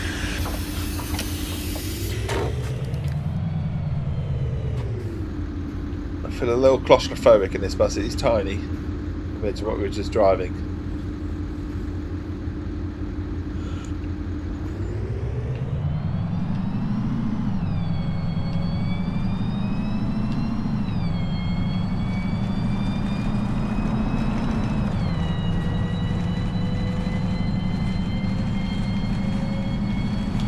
We are speeding, but it's much harder to speed in this.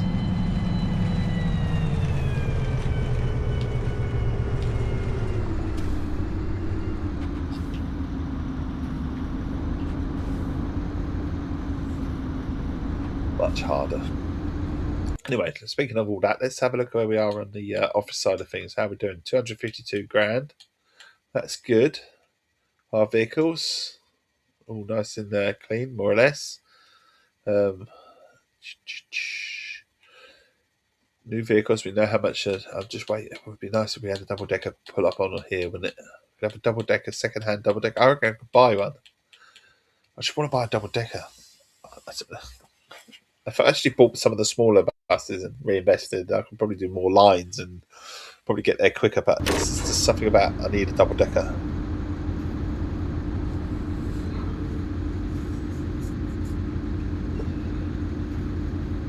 Mine should be arriving later. Yes, your impulse buy because of me. I'm sorry.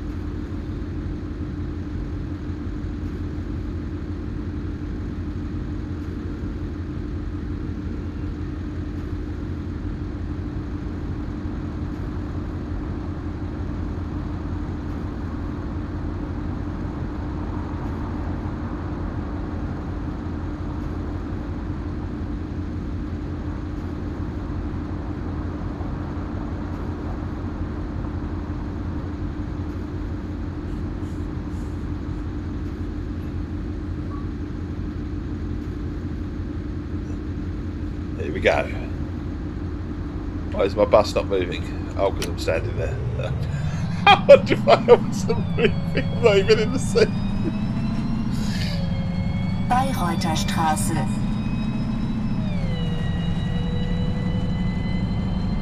Right. Put it in. Put it in.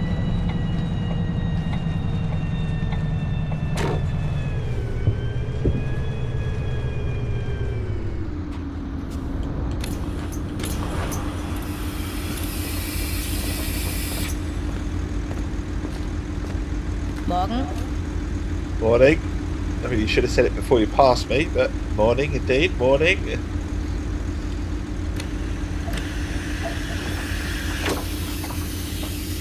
Indicating out. We're indicating out. Just let it know.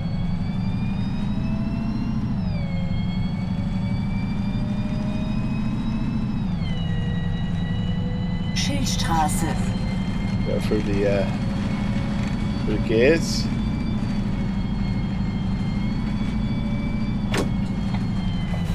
Going for a wee, I may miss you leaving. You may do. So in that case, all the best. Catch you laters. Have a wonderful day, Kerry.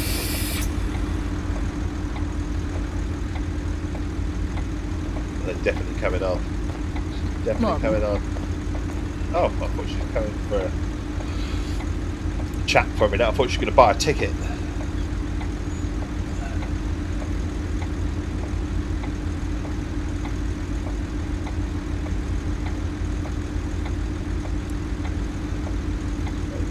Wait for the time. We're on time at the moment.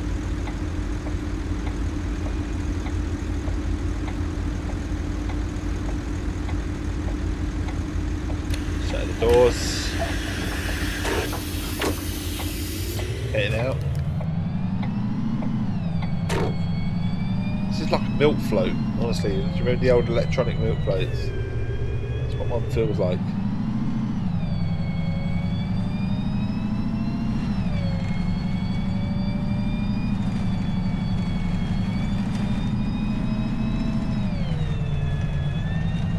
Lützowplatz.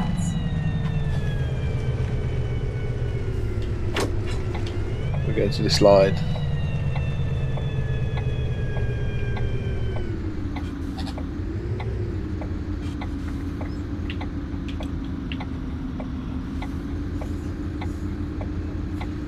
So I don't think we've quite done this route. It's similar. We've not been down this particular road, I don't believe, for picking anyone up or anything like that.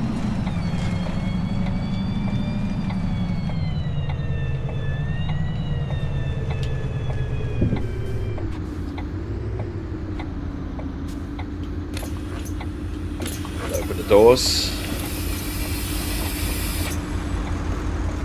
Morgen. Hallo. Ich brauche einen Fahrschein.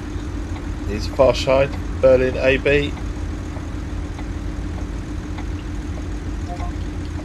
Short trip, paying by card. There you go. Shut the doors. Indicating out. And like I say, when we get to the next stop, I think that's where we'll be leaving the stream.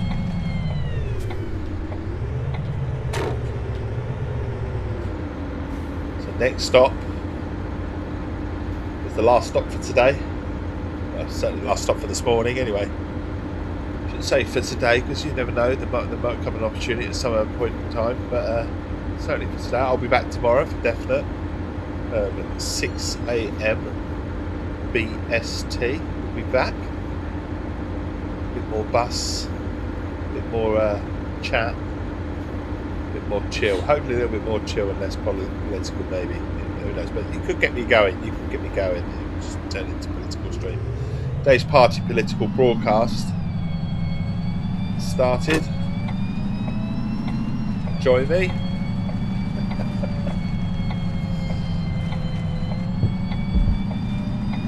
We are in the bus lane.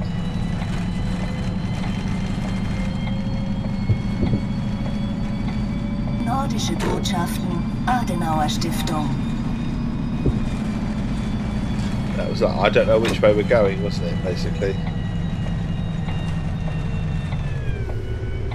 But we're here. We're at the bus stop. Pulled in. And this, like I said, this is where we're going to be leaving the stream. So we're going to take on the passengers, do their tickets or whatever they need.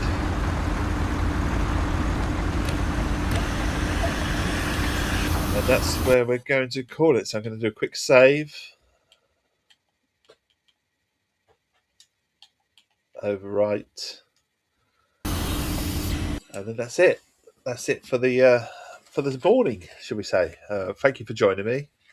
If you have been viewing, or you are viewing, or you view this at a later date, I don't know. You might do, I don't know. And you do like this Essex chappie, you see what he does and all that sort of stuff, please do consider giving me a follow and you might come back. That's what we do it for. We do community nights on a Monday and Thursday evening from 20:30 BST, usually centered around Game Pass, but I can't say that this Thursday because we're not around Game Pass. It is Left 4 Dead 2. A group of us are playing Left 4 Dead 2. You'd be more than welcome to join if you've got the game, because we can turn it into an 8-player if we need to, or anything like that. But until then, I wish you a wonderful, wonderful day ahead. Make good choices, and hopefully I'll see you tomorrow. All the best. Cheerio.